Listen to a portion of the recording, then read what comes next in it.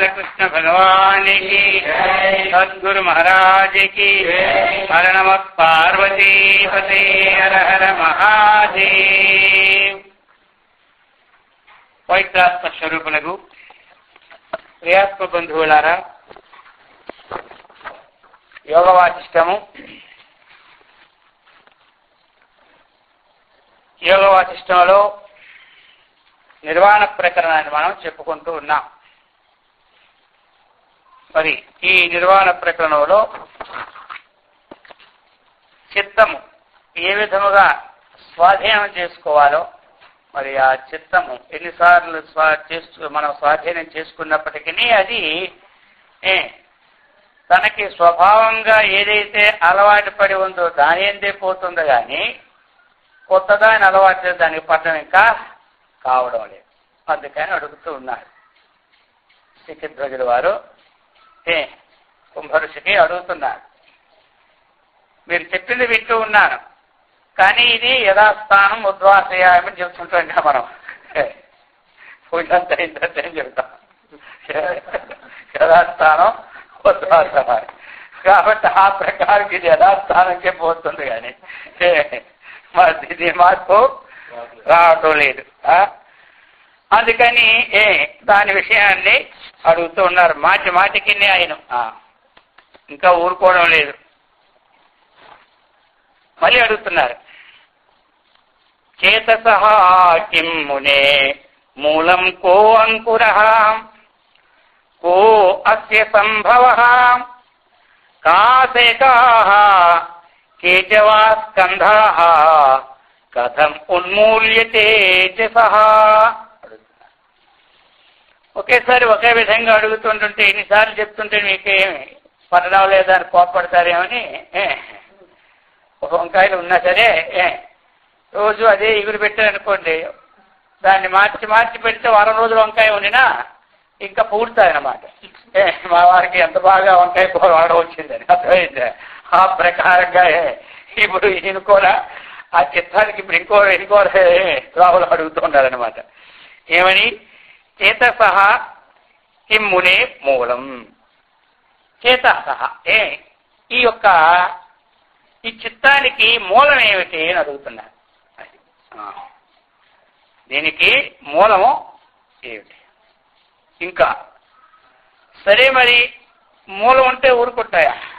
బీజం ఉన్నదంటే ఊరుకుంటుందా? మొలకెత్తాయి. అర్థమైందా? అది వేసినామంటే ఈరోజు రేపో దాని పని అది చేసి చూపెడతారు. అందుకని అడుగుతున్నా ఇప్పుడు కో అంకురః, దీనికి అంకురం ఏమిటి? అస్య కః సంభవః. మళ్ళీ ఇంకా అడుగుతున్నారన్నమాట, దీనికి ఎక్కడ స్థానం, దీనికి ఉత్పత్తి స్థానం ఎక్కడ? అది కః సంభవః. కా శేఖాః, దీనికి ఏమిటి శేఖరం? దీనికి శేఖలు అంటే ఏమిటి? కొమ్మలు. అది కేశవ స్కందాహ, మరి కొట్టే చిన్న చిన్న కొమ్మలు. మన కొమ్మలు ఉన్నాయంటే ఊరిక చెట్టు నిండే వస్తాయా? చెట్టు నిండి వచ్చి ఇలా ఒక శాఖ పోతుంది ఒక పెద్దగా, దానికి ఇవన్నీ కొమ్మలు, దానికే స్కందహ అంటారనమాట. ఆ ప్రకారముగా కథం ఉన్మూల్యతేచ, మరి దీనిని పూర్తిగా నివారింప చేయాలంటే ఎట్లు అని అడుగుతున్నారు. మొత్తం మీద ఆయన చెప్పి అడిగింది ఏమిటి? దీనికి మూలం ఏమిటి? దీనికి అంకురాలు ఏమిటి? దీనికి ఉత్పత్తి స్థానం ఏమిటి? దీనికి కొమ్మలు ఏమిటి? మరి కొమ్మలు ఉన్నట్టు ఆధార స్కందం ఏమిటి? మరి దీన్ని ఏ విధంగా తెలియాలి? మనకి ఎలాగైతే సందేహం వచ్చిందో, మన సందేహాలన్నీ దృష్టిలో పెట్టుకొనే వాళ్ళ సందేహం మన సందేహానికి ఏమి తక్కువ లేకపోతే సరిపోయేటట్టుగానే అన్వయం అన్నమాట. అప్పుడు ఆయన చెప్తూ ఉన్నారు, అహమర్థోదయో యోయం స చిత్తావేదనాత్మకః ఏతచ్చిత్తద్రుమస్యాస్య విద్ధి బీజం మహామతే. ఎందుకంటే ఈ విధంగా అడిగిన వాళ్ళందరూ మంచి బుద్ధి గల వాళ్ళు అన్నమాట. మహామతే అని సంబోధన చేసినారు. లోకములో ఒక సెల్ ఇప్పుడు ఉత్పత్తి అయిందంటే, కొత్త వస్తువు వచ్చిందంటే అది ఎలాగా ఉత్పత్తి అయిందో దాన్ని తెలుసుకోవాలని చాలా మంది ప్రయత్నం చేస్తూ ఉంటుంటారు. దానికి 10 రోజులైనా 20 రోజులైనా అందులో ఉన్న ఐటమ్స్ కోసం ప్రయత్నం చేసి నేర్చుకుంటారు. అయితే వీళ్ళు మాత్రం మా మంచి మధ్య లేకపోతే మనకంటా వాళ్ళు ఇంకా ప్రయోజకులే కదా. ఎక్కడ ఏ విధంగా ఇప్పుడు సెల పట్టుకొని ఎటు నొక్కాలో మనమే తెలియవు. వాళ్ళన్నీ నొక్కి తెలుసుకుంటున్నారంటే మనకన్నా వాళ్ళు మహామతులే, బుద్ధిమంతులే. అయితే శాస్త్రం అటు అలాంటి వారికి మహామతి అంటారు. అది అందుకని ఈ యొక్క మూల కారణం ఏ విధంగా ఈ చిత్తం యొక్క చలనము, చిత్తం యొక్క విక్షేపము, ఈ చిత్తం ఏ విధంగా స్వాధీనం చేసుకోవాలి, ఈ విధంగా అడిగిన వాళ్ళందరూ కూడా మరి అడిగామంటే ఏదో పల్లె కూర అడుగుతారా ఎవరైనా? పల్లెక ఎవరుక అందుకని ఇక దాన్ని నివారించుకోవడానికి కూడా ప్రయత్నం చేయడానికి తగినటువంటి ఉన్ముఖుడయ్యారు. కాబట్టి అందుకని ఆయన సంబోధన మహా నచ్చింది ఆయనకి ఈ మాటలో. అందుకని సంబోధన చేస్తున్నారు. ఓ మహామతి. ఇంకా పెద్దవాళ్ళు కూడా మనం ఏదైనా పాపం వచ్చిందనుకో, మనం ఏం చేస్తాం? ఓ పాపిష్టిడా రా అంటాం. మన సంబోధన అది. ఓ పాపిష్టిడా రా అంటాం అనమాట. ఎందుకంటే వాడు చేసిన తప్పు మనం చేసి చెప్పినట్టు వినలేదు కాబట్టి వాడికి ఆ విధంగా చేస్తే వాడు ఇట్టాడేమనుకోడు, వాడు అసలే విండు. అర్థమైందా? ఎందుకంటే మన నోటికి వచ్చిన పాపిష్టి వచ్చింది కదా, ఇక వాడు పాపాలకే కారణం అవుతున్నాడు కానీ మన వాళ్ళు కొట్టుకోదు కదా. అందుకనే పెద్దవాళ్ళు ఏమంటారు? ఓ బుద్ధిమంతుడా రా అంటారు. రైట్, బుద్ధిమంతుడా రా. కోపం వచ్చిన వాళ్ళు బుద్ధిమంతుడా అంటే వీడు ఎప్పుడైనా బుద్ధి తెచ్చుకో నువ్వు చేసిన వాళ్ళకి, కానీ మనకు అనుకూలంగా వాడు లేదని చెప్పి వాడికి తిట్టడం అంటూ కూడదనమాట. అది ఒక ప్రక్రియ. అర్థమైందా? ఇక వీరు కాస్త ఉన్నతమైన వాళ్ళు కాబట్టి ఈ యొక్క విషయాల్లో నేర్చుకోవాలని అందుచేత చెప్తున్నారు. ఓ మహామతి, దీనికి ఏమిటి అంటే ఉత్పత్తి స్థానం అడిగా. ఏమి ఆ ఉత్పత్తి స్థానం ఎలాంటిది అంటే అహమర్థోదయ యోయం న చిత్తవేదనాత్మక. అహం అర్థ ఉదయ. అది అంటే మూల కారణం ఏమిటి అంటే దీనికి ముందు నేను నేను అన్నటువంటిది ఉదయం అవుతుంది అనమాట. అంటే ఈ నేను వాస్తవికంగా తెలుసుకోకుండా ఉత్పత్తి అవుతున్నది కాబట్టి ఇప్పుడు నేనున్నాను, నేను కూర్చున్నాను, నేను వెళ్ళాను, నేను తిన్నాను, అన్నిటికీ మనం నేను లేనిదే ఏ పని జరగదు. అది లేనిదే ఏ పని జరగదు. అయితే మరి ఇది మనం జ్ఞానం కలిగి నేను అంటున్నామా, జ్ఞానం లేక నేను అంటున్నామా అన్నది విచారణ. జ్ఞానం లేకపోవడం ఏమిటని అడుగుతారు. నేను అక్కడికి వెళ్ళి వచ్చాను కదా ఇప్పుడు, నేను అక్కడికి వెళ్ళి వచ్చాను, జ్ఞానం లేకపోతే అంటాం. జ్ఞానం ఉండే అంటున్నామని మన దృష్టి. శాస్త్ర దృష్టి ఏమిటి? ఈ నేను అన్నటువంటిది అజ్ఞాన దృష్టితో మనం వాడుతున్నామని చెబుతుందామని శాస్త్రం. అందుకు ఏదైతే మనకు ఉత్పత్తి అయిందో అహం శబ్దమో, ఆ శబ్దం ఉత్పత్తికి కారణం ఏమిటి అంటే వాస్తవికతను తెలుసుకోకుండా ఉత్పత్తి అయింది కాబట్టి అజ్ఞానమే దీనికి బీజప్రదమైనటువంటి ఉత్పత్తి నేను అన్నదానికి అన్నదాన్ని ఇక్కడ మనం తీసుకొచ్చారు. కాబట్టి అహం అర్థోదయ. అది మరి అది ఎలాంటిది? చిత్తవేదనాత్మక. అది చిత్తవేదనాత్మకం అన్నమాట. అంటే ఏమిటి?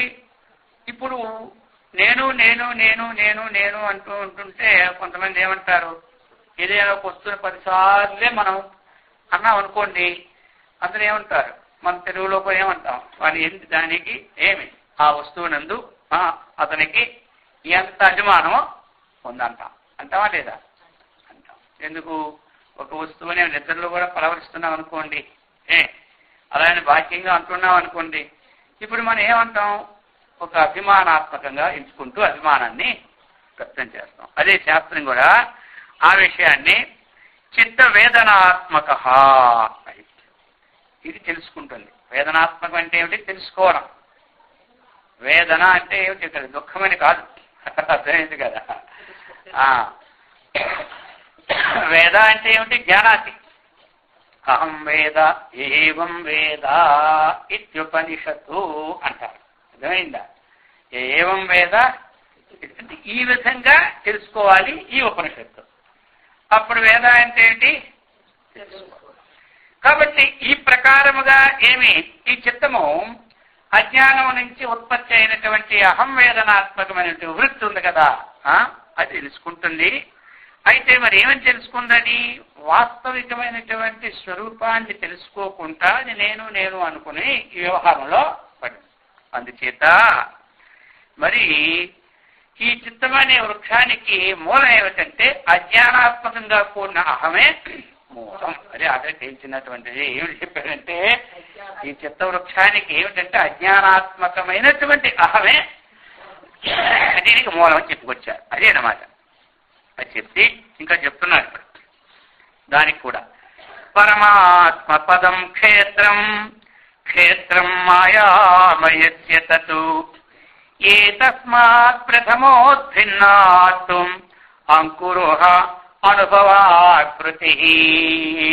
అది మరి ఇప్పుడు అజ్ఞానము అన్నాం. మరి అజ్ఞానము అనే పదం వచ్చినప్పుడు మరి మనకి ప్రపంచం వల్ల ఉత్పత్తి అవుతుంది. ఉత్పత్తి అయినటువంటి ప్రపంచము ఇదంతా మనం ఏమనుకుంటాం? ఇది నేను నాది అని అనుకుంటూ ఉన్నాం. అనుకుంటున్నటువంటి స్వభావంగా మనం అనుకునేది ఏమి కరెక్టే. ఎందుకంటే ఎక్కడి నుంచి వచ్చింది ఇది? పరమాత్మ పదం క్షేత్రం. మన పరమాత్మ నుంచి పుట్టినటువంటిది ఏమిటి? మాయ. పరమాత్మ నుంచి మాయ పుట్టింది కాబట్టి మాయను ఆశ్రయించుకొని మనకి క్షేత్రం అంటే ఈ సమస్త ప్రపంచము కూడా తయారైంది. సమస్త ప్రపంచము తయారైంది. ఇక్కడ మరి మాయ సమస్త ప్రపంచము ఇది తయారైనప్పుడు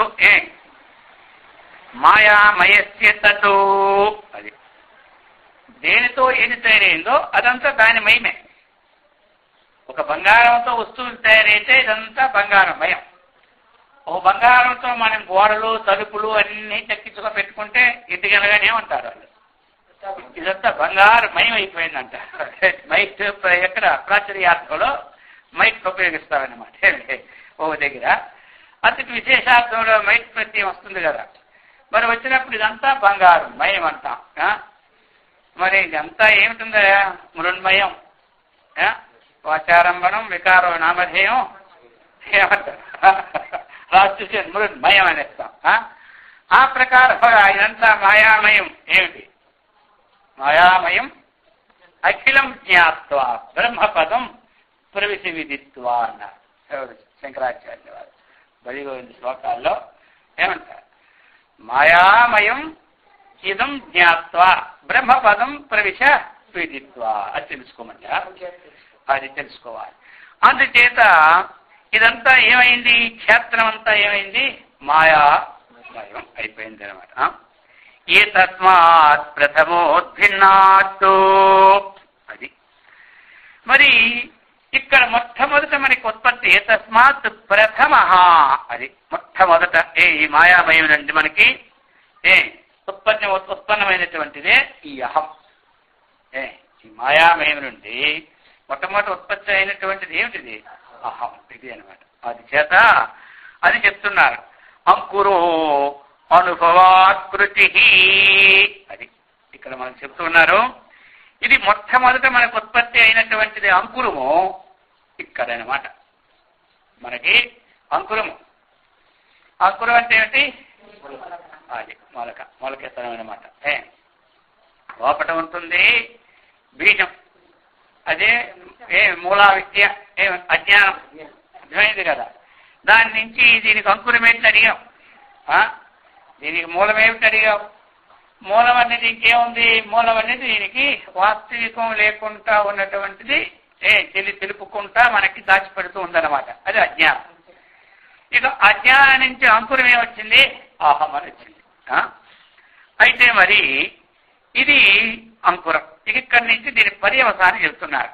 ఎక్కడి నుంచి ఏది, దేనికి ఏం పేర్లు, దానికి మరి ఆ పేర్లు ఏ విధంగా వచ్చినాయి అన్నటువంటిది 2 శ్లోకాల్లో వ్యక్తపరుస్తున్నారు మనకి. దీని ద్వారా మనం నేర్చుకున్నది ఏమిటి అంటే ఈ పరమాత్మ మాయని ఉపాధిగా తీసుకొని ఈ లోకాన్ని అంతా సృష్టించాడు కాబట్టి మాయామయ విధం అఖిలం జగత్తు. ఏం అఖిలం జగత్తు ఏమిటి? మాయామయం. ఇక్కడ మరి మాయా అని పదం వచ్చింది. మరి ఒక దగ్గర ఏమిటి? మనకు ప్రకృతి అనే పదం వస్తుంది. ఒక దగ్గర ప్రకృతి పదం వస్తుంది. ప్రకృతి పదం వాడినా మాయ పదం వాడినా రెండిట్లో ఏం డిఫరెన్స్ ఏమీ లేదు. అర్థమైందిగా? వారి భాషల్లో ప్రకృతి ప్రకృతి అంటే ఏమిటి? మాయోమయంతో కూడినటువంటిది. ఇంకా ఇంకొక దగ్గర ఏమొస్తుంది? త్రిగుణాత్మిక మాయా. అది మాయా శబ్ద శ్రీలింగం కాబట్టి త్రిగుణాత్మిక మాయా అంటారు. ఇక్కడ మాయా స్వరూపం ఏమిటి అంటే 3 గుణములతో కూడి ఉన్నదే మాయ. 3 గుణములు ఉన్నదే మాయ. కాబట్టి ప్రకృతి అన్నా 3 గుణములతో కలిసినటువంటిదే, మాయా అన్నా 3 గుణములతో కలిసినటువంటిదే. పదాలు మనం వస్తుంటుంది. ఒక దగ్గర త్రిగుణాత్మిక అంట, ఒక దగ్గర మాయా. అది మాయా అనకపోయినా త్రిగుణాత్మిక అయినా మాయనే తీసుకోవాలి, ప్రకృతి అయినా మాయనే తీసుకోవాలి, మాయా అయినా మాయనే తీసుకోవాలి. అది చెప్తున్నారు. ఆ ప్రకారముగా ఇక్కడ మరి ఈ అహం అహం అన్నటువంటిది మనకిక్కడ అనుభవాత్మకమైన మాట. ఇది అందరికీ కూడా అనుభవాత్మకం ఏమిటి అంటే ఇది అహం అహం అహం అనేది. అది 2 శ్లోకాలు మనకిస్తున్నారు. నిశ్చయాత్మా నిరాకార బుద్ధిరిత్యేవ సోచ్యతే అస్య బుద్ధ్య విధానస్య అంకురస్య ప్రపీనతాం సంకల్ప రూపిణీ తస్యాః చిత్తనామ మనోభిదా జీవో మిథ్యః ఫలం భాత్మా శూన్యాత్మా హి ఉపలోపమః. ఈ యొక్క వ్యవహరిస్తున్న రీతిలో ఆయన యొక్క ఆ ప్రకృతి గుణాలు వాటి పేర్లు ఏ విధంగా పెట్టుకొచ్చారు. ఎలాగంటే మనం ఏమిటి అనుకుంటున్నాం? బుద్ధి అనుకుంటున్నాం. అంతఃకరణములో 4 విధాలుగా భాషిస్తున్నప్పుడు ఏది మనకి భాషిస్తుందో దాని పేరు పోకట్ పెట్టుకున్నాం. అంతఃకరణంలో ఒక విషయాన్ని నిశ్చయం చేసుకునేటప్పుడు మనం బుద్ధి అని పెట్టుకున్నాం. అంతఃకరణంలో చింతనాత్మకం ఉంటే చిత్తం అనుకుంటున్నాం.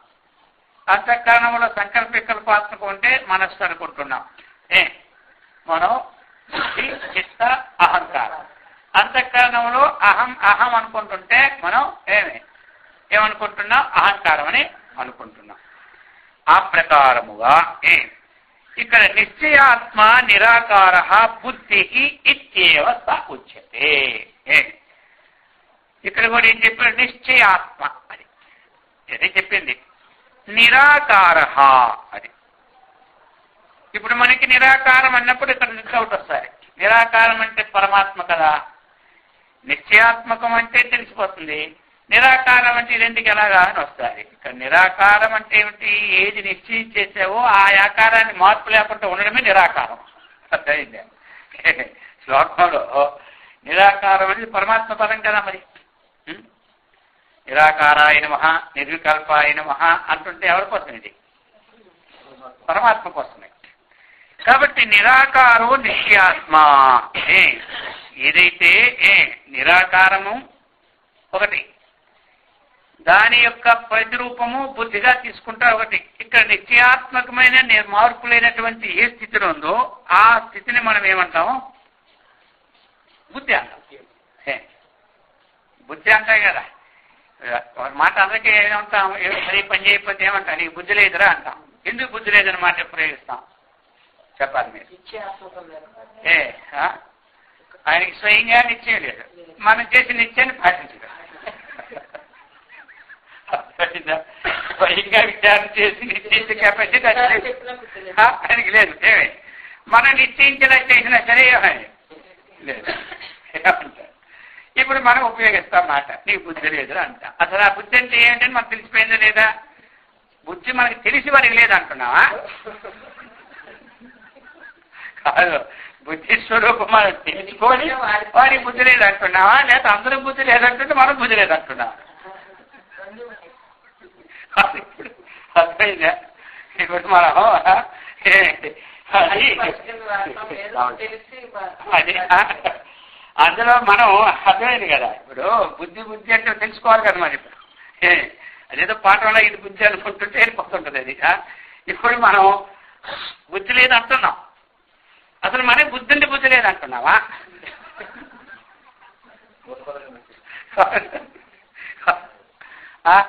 కొంతమంది ఏమిటి, కొంతమంది ఏంటి తెలుసా, చేయరాని పనిని చేయమంటారు.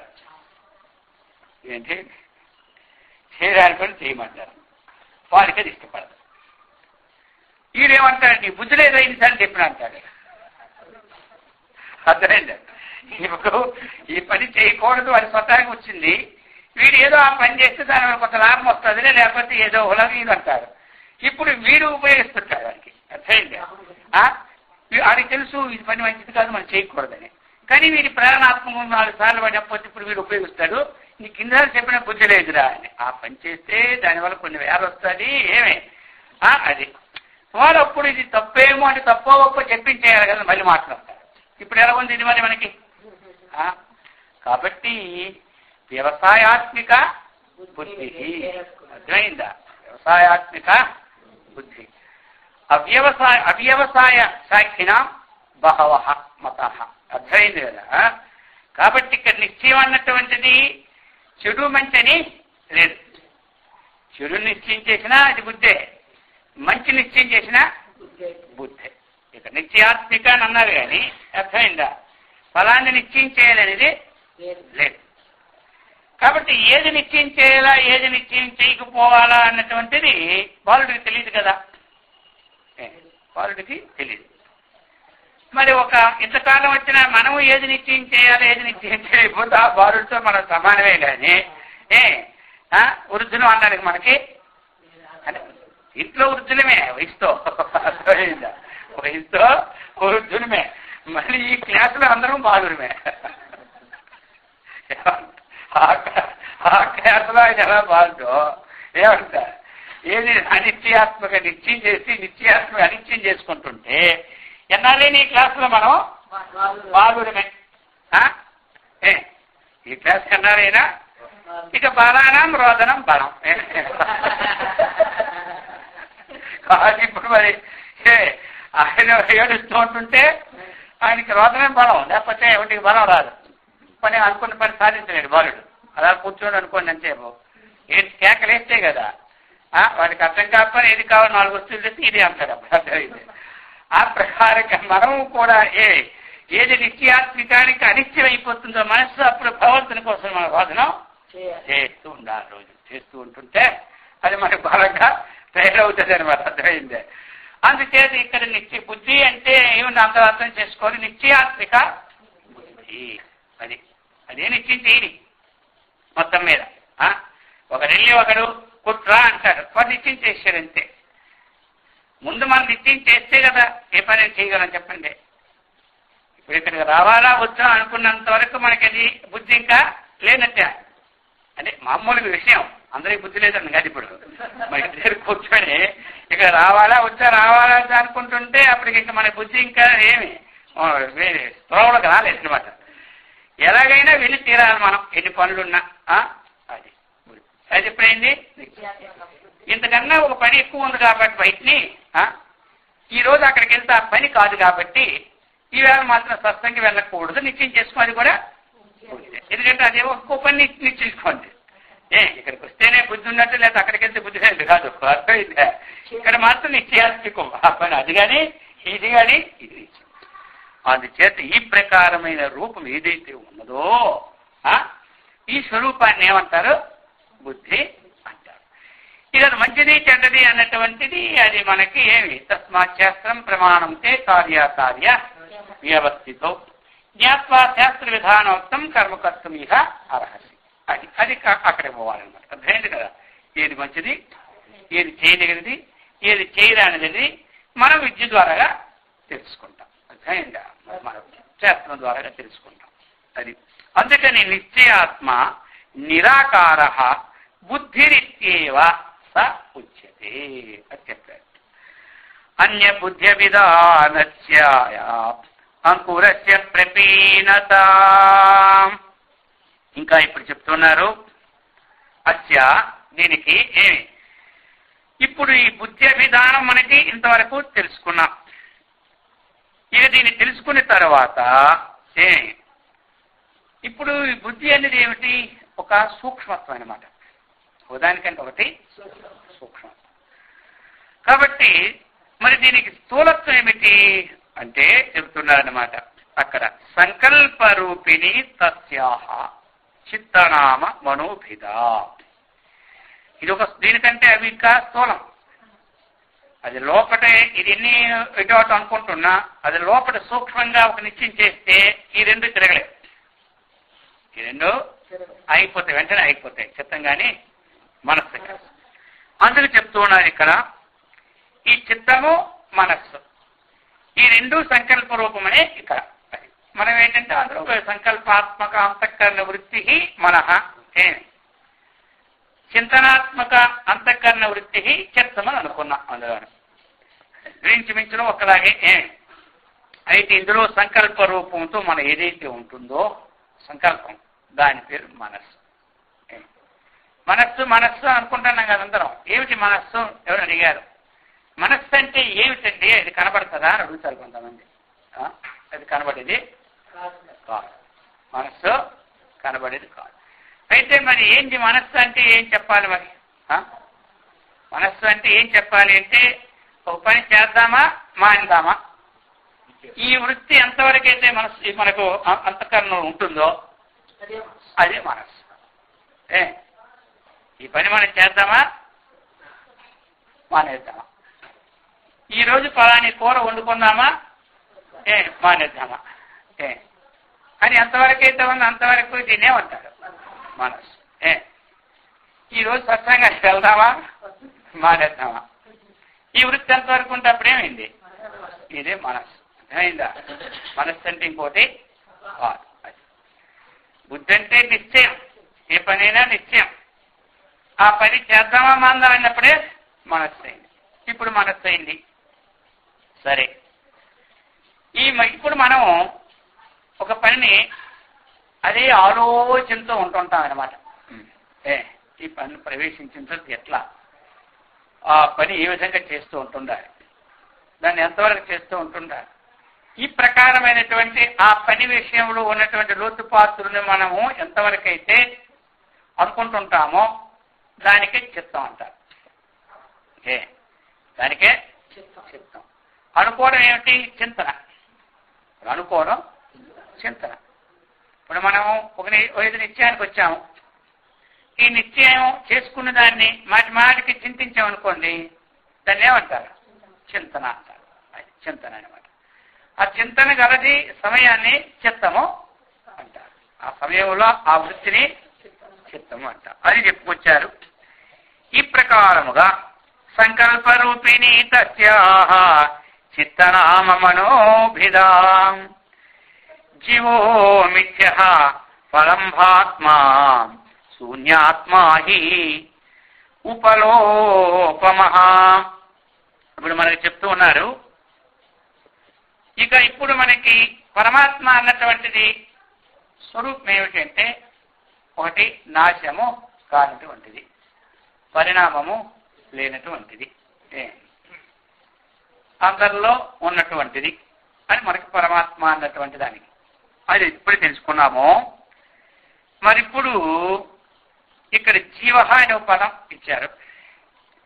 ఆ ప్రకారముగా మరి ఈ జీవుడు అనే పేరు ఎట్లా వచ్చింది అన్నటువంటి విషయం అన్నమాట.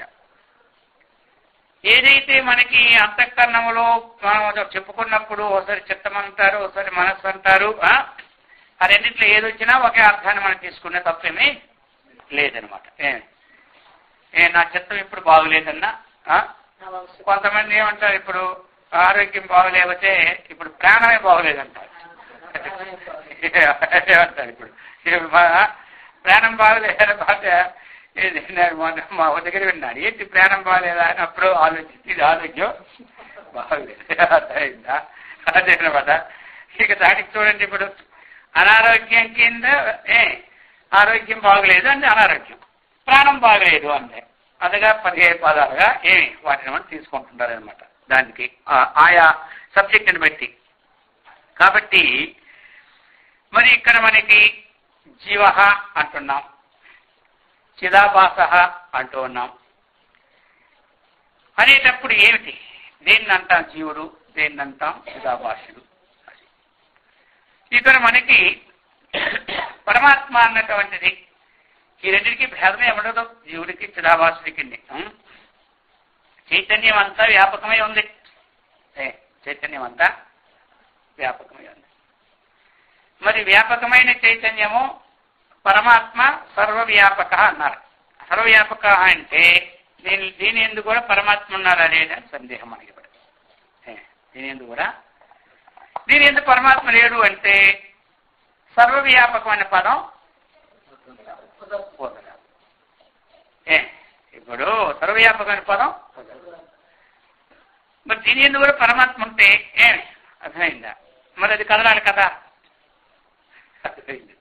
పరమాత్మ ఉంటే పరమాత్మకి చేతనత్వం ఉంది కదా, మరి చేతనత్వం ఉన్నప్పుడు దాన్ని బట్టి ఎందుకు కదలడం లేదు? అది ఇప్పుడు చేతనత్వం ఉన్నప్పుడు ఎందుకు కదలడం లేదు ప్రశ్న వేస్తారు కొంతమంది.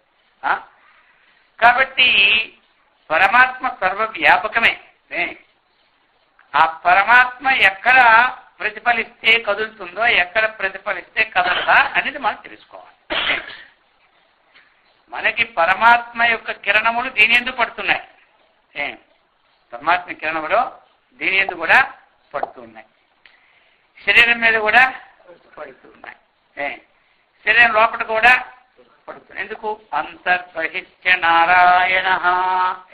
అంతః నారాయణుడు ఉన్నాడు, బయట నారాయణుడు ఉన్నాడు. అయితే సృష్టి చేసేటప్పుడు కొన్ని మనకి ఆయన ఒక పద్ధతులు చేసుకున్నాడు. శరీరము, దీనికేమో శ్రోత్రేంద్రియములు, కర్మేంద్రియములు, ఇలాగా ఇవన్నిటితో చేశాడు. చేసిన తర్వాత లోపల ఏమిటి అంటే అంతఃకరణము అన్నటువంటి ఒక పరికరాన్ని పెట్టుకున్నాడు. లోపల మనకి అంతఃకరణం అనే ఒక పరికరం లోపల ఉందన్నమాట. అయితే పరమాత్మ సర్వవ్యాపకమైన ఆ పరికరం అన్నటువంటిది, అంతఃకరణ పరికరం అన్నటువంటిది ఇప్పుడు సూర్యుడి యొక్క కిరణములు అంతటా పడుతుంటాయి కదా, ఆ విధంగా పరమాత్మ యొక్క కిరణములని ఈ పరికరం గ్రహించినప్పుడు ఏమిటి? అంతఃకరణం అంటే గ్రహించడం ఏంటి? అంతఃకరణమునందు పరమాత్మ యొక్క కిరణములు లేక ఛాయ అది మనకి ఎప్పుడైతే ప్రతిఫలిస్తూ ఉన్నదో అంతఃకరణములు, అప్పుడు ఏమవుతుంది?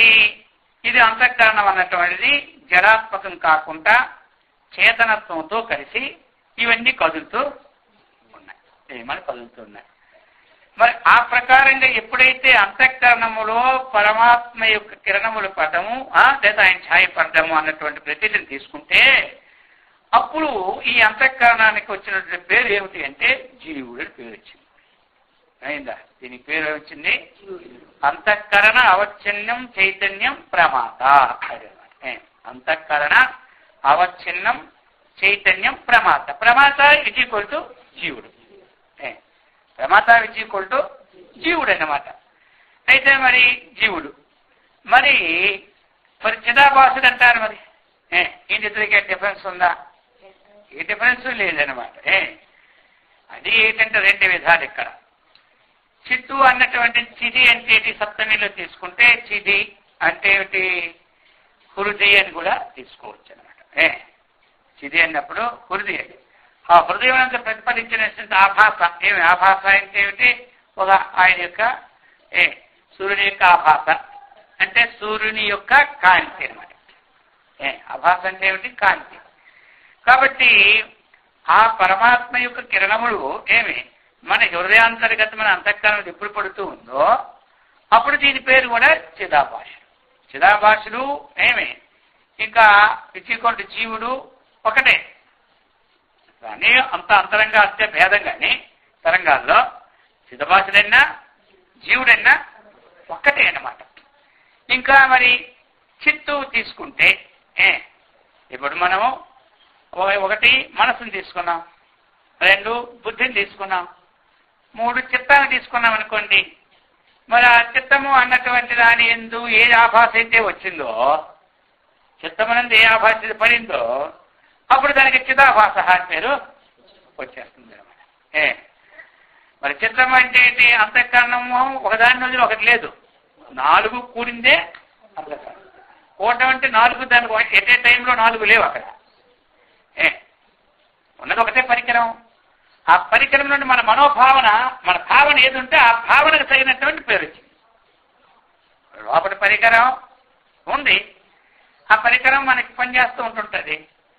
మనం తప్పకుండా ఈరోజు ఇక్కడి నుంచి ఆ దేవాలయానికి వెళ్దాం అనుకున్నాం అనుకోండి, ఈ వృత్తి ఎప్పుడు పడిందో దాని పేరు ఏమొచ్చింది?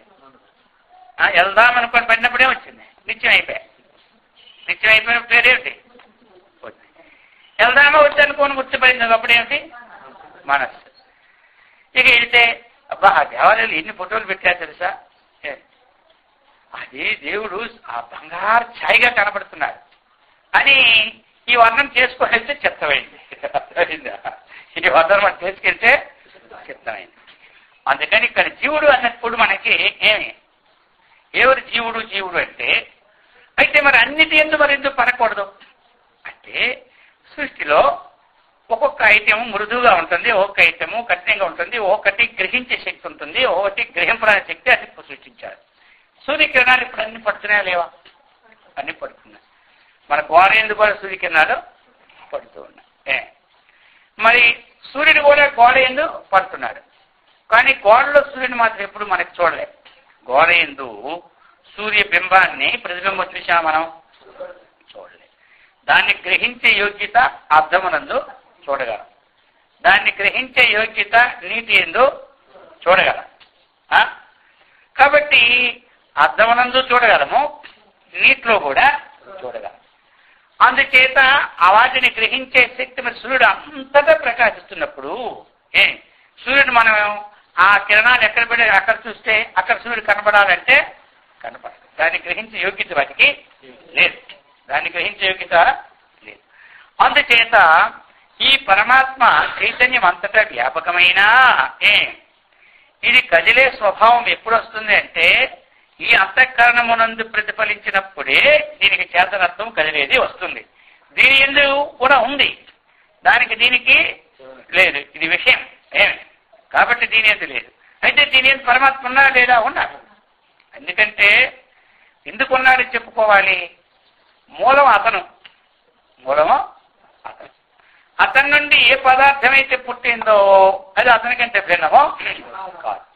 అది అతని నుండి ఏ పదార్థం అయితే పుట్టిందో దాని అనుశ్వతమై ఉంది. ఆత్మనః ఆకాశ సంభూత. ఆత్మ అన్నటువంటిది ఆకాశంలో చైతన్యము అనుశ్వతమై ఉన్నది. ఆకాశాద్వాయు, ఆకాశం నుండి వాయువు పుట్టింది కాబట్టి వాయువులో చైతన్యం ఉందా లేదంటే ఉంది. చైతన్యం అది లేనిదే కదిలే అవకాశం లేదన్నమాట. మరి వాయువు అగ్ని, అగ్నిలో చైతన్యం ఉందా లేదంటే ఉంది. ఉండబట్టే దానికి ఆ ప్రకాశ స్వభావం వచ్చింది. అగ్ని రాపహ, అగ్ని నుండి జలం పుట్టింది. మరి ఆ జలంలో ఉండబట్టే దాని యొక్క గుణగణాలు మనకి కనబడుతున్నాయి. జలం నుండి పృథ్వీ పుట్టింది కాబట్టి ఇందులో కూడా అది ఉంది. చైతన్యం లేకుండా లేదు, అదంతా వస్తువు ఉన్నది. కాబట్టి ఆధారమేమో చైతన్యమైంది, ఆధేయమేమో వస్తువులన్నీ అయినాయి. పంచభూతాత్మకం నుంచి ఉత్పత్తి వస్తువు వల్ల ఆధేయము, ఆధారం అంతా ఏమిటి? చైతన్యం, పరమాత్మ. అయితే మరి ఇప్పుడు మనకి ఏ విధంగా అయితే సూర్యుని ప్రతిబింబం చూడాలి అంటే కేవలం అర్థమనంది ఎలాగైతే కనబడుతుందో లేదా జలమనంది ఎలా కనబడుతుందో ఆ విధంగా పరమాత్మ యొక్క స్ఫురణ చేతన సత్తా, అది ఆ చేతనత్వం కేవలము మనకి హృదయాకాశం నందు ప్రతిఫలించి ఇంద్రియాల సమూహాన్ని అంతా కూడా ఇస్తుంది. అయితే మరి ఇప్పుడు జీవాత్మ అనేది మనం చెప్పుకోవాలంటే ఎవరిని చెప్పుకోవాలి? జీవుడు అని. అంతఃకరణములో అవచ్ఛిన్న చైతన్యం జీవాత్మ చెప్పుకున్నాం. అందుకని అర్థం కావడానికి కోసమని వారు చైతన్యం త్రివిధం అని విడదీశారు. చైతన్యం త్రివిధం. ఒకటి ప్రమాణ చైతన్యము, ఒకటి ప్రమాద చైతన్యము, 2 విషయావచ్ఛిన్న చైతన్యం. చైతన్యం త్రివిధం. అంటే 3 చైతన్యాలు కాదు. అయితే మనకు అర్థం కావాలి ఎట్లాగా ప్రతిఫలిస్తుందని.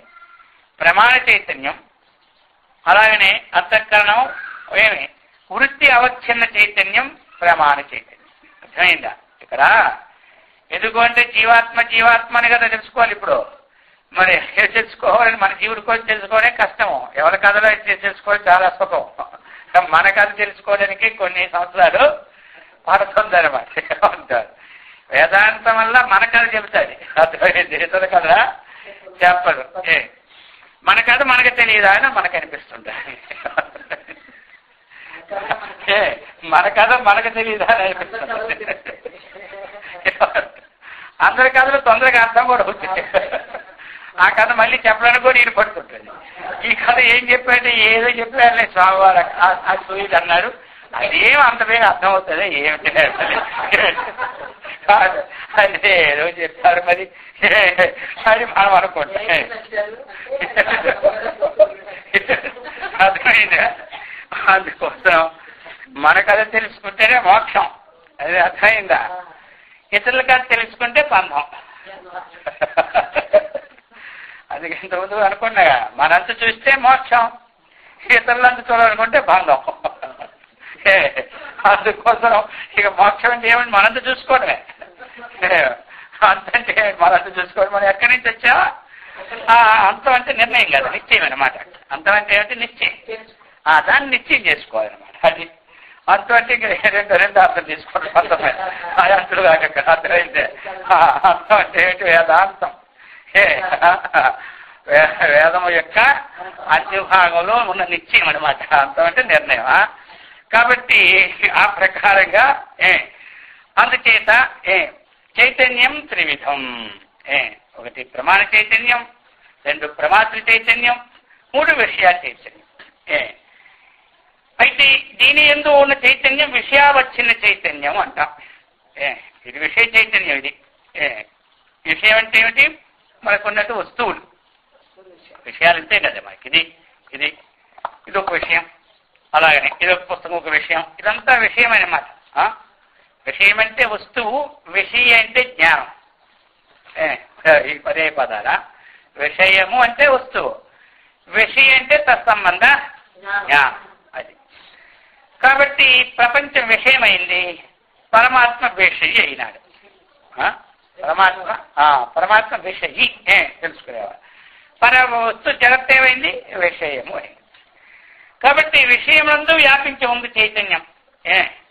దీన్ని మనం ఏమంటాం? విషయ చైతన్యం అంటాం అన్నమాట. విషయ చైతన్యం. మరి ఇప్పుడు మనకి అంతఃకరణ ప్రమాణ చైతన్యం అని ఒకటి చెప్పుకున్నాం. 3 చైతన్యాలకు చెప్పుకున్నాం.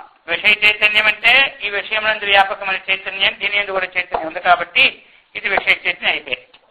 ఇప్పుడు అంతఃకరణ మనకి ప్రమాణ చైతన్యం కింద అంతఃకరణ వృత్తి అవచ్ఛిన్న చైతన్యం ప్రమాణ చైతన్యం. ప్రమాణ చైతన్యం అంటే ఏమిటి? అంతఃకరణ వృత్తి అవచ్ఛిన్న చైతన్యం. వృత్తి అంటే ఏమిటి తెలుసు కదా అందరికీ? తెలీదు. వృత్తి అంటే యుద్ధమే అర్థం అవ్వదు. మన నిత్యం అందులోనే ఉన్నాం. మనకి చేస్తూనే ఉంటుంటాం. ఇప్పుడు వంటుంటాం.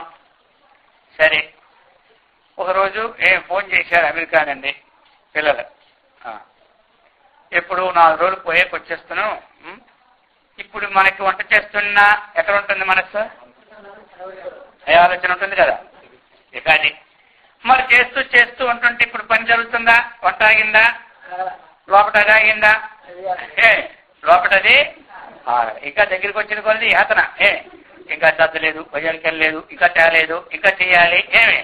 రేపు వచ్చేస్తున్నారు వాళ్ళు. ఇన్నాళ్ళు రాక వచ్చిన తర్వాత వాళ్ళు వచ్చిన తర్వాత నేను బజార్కి వెళ్తే వస్తాను తెలీదు అంటారేమో. ఇంక ఇదంతా లోపల వస్తుంటుందా? దీన్నే వృత్తి అంటారు.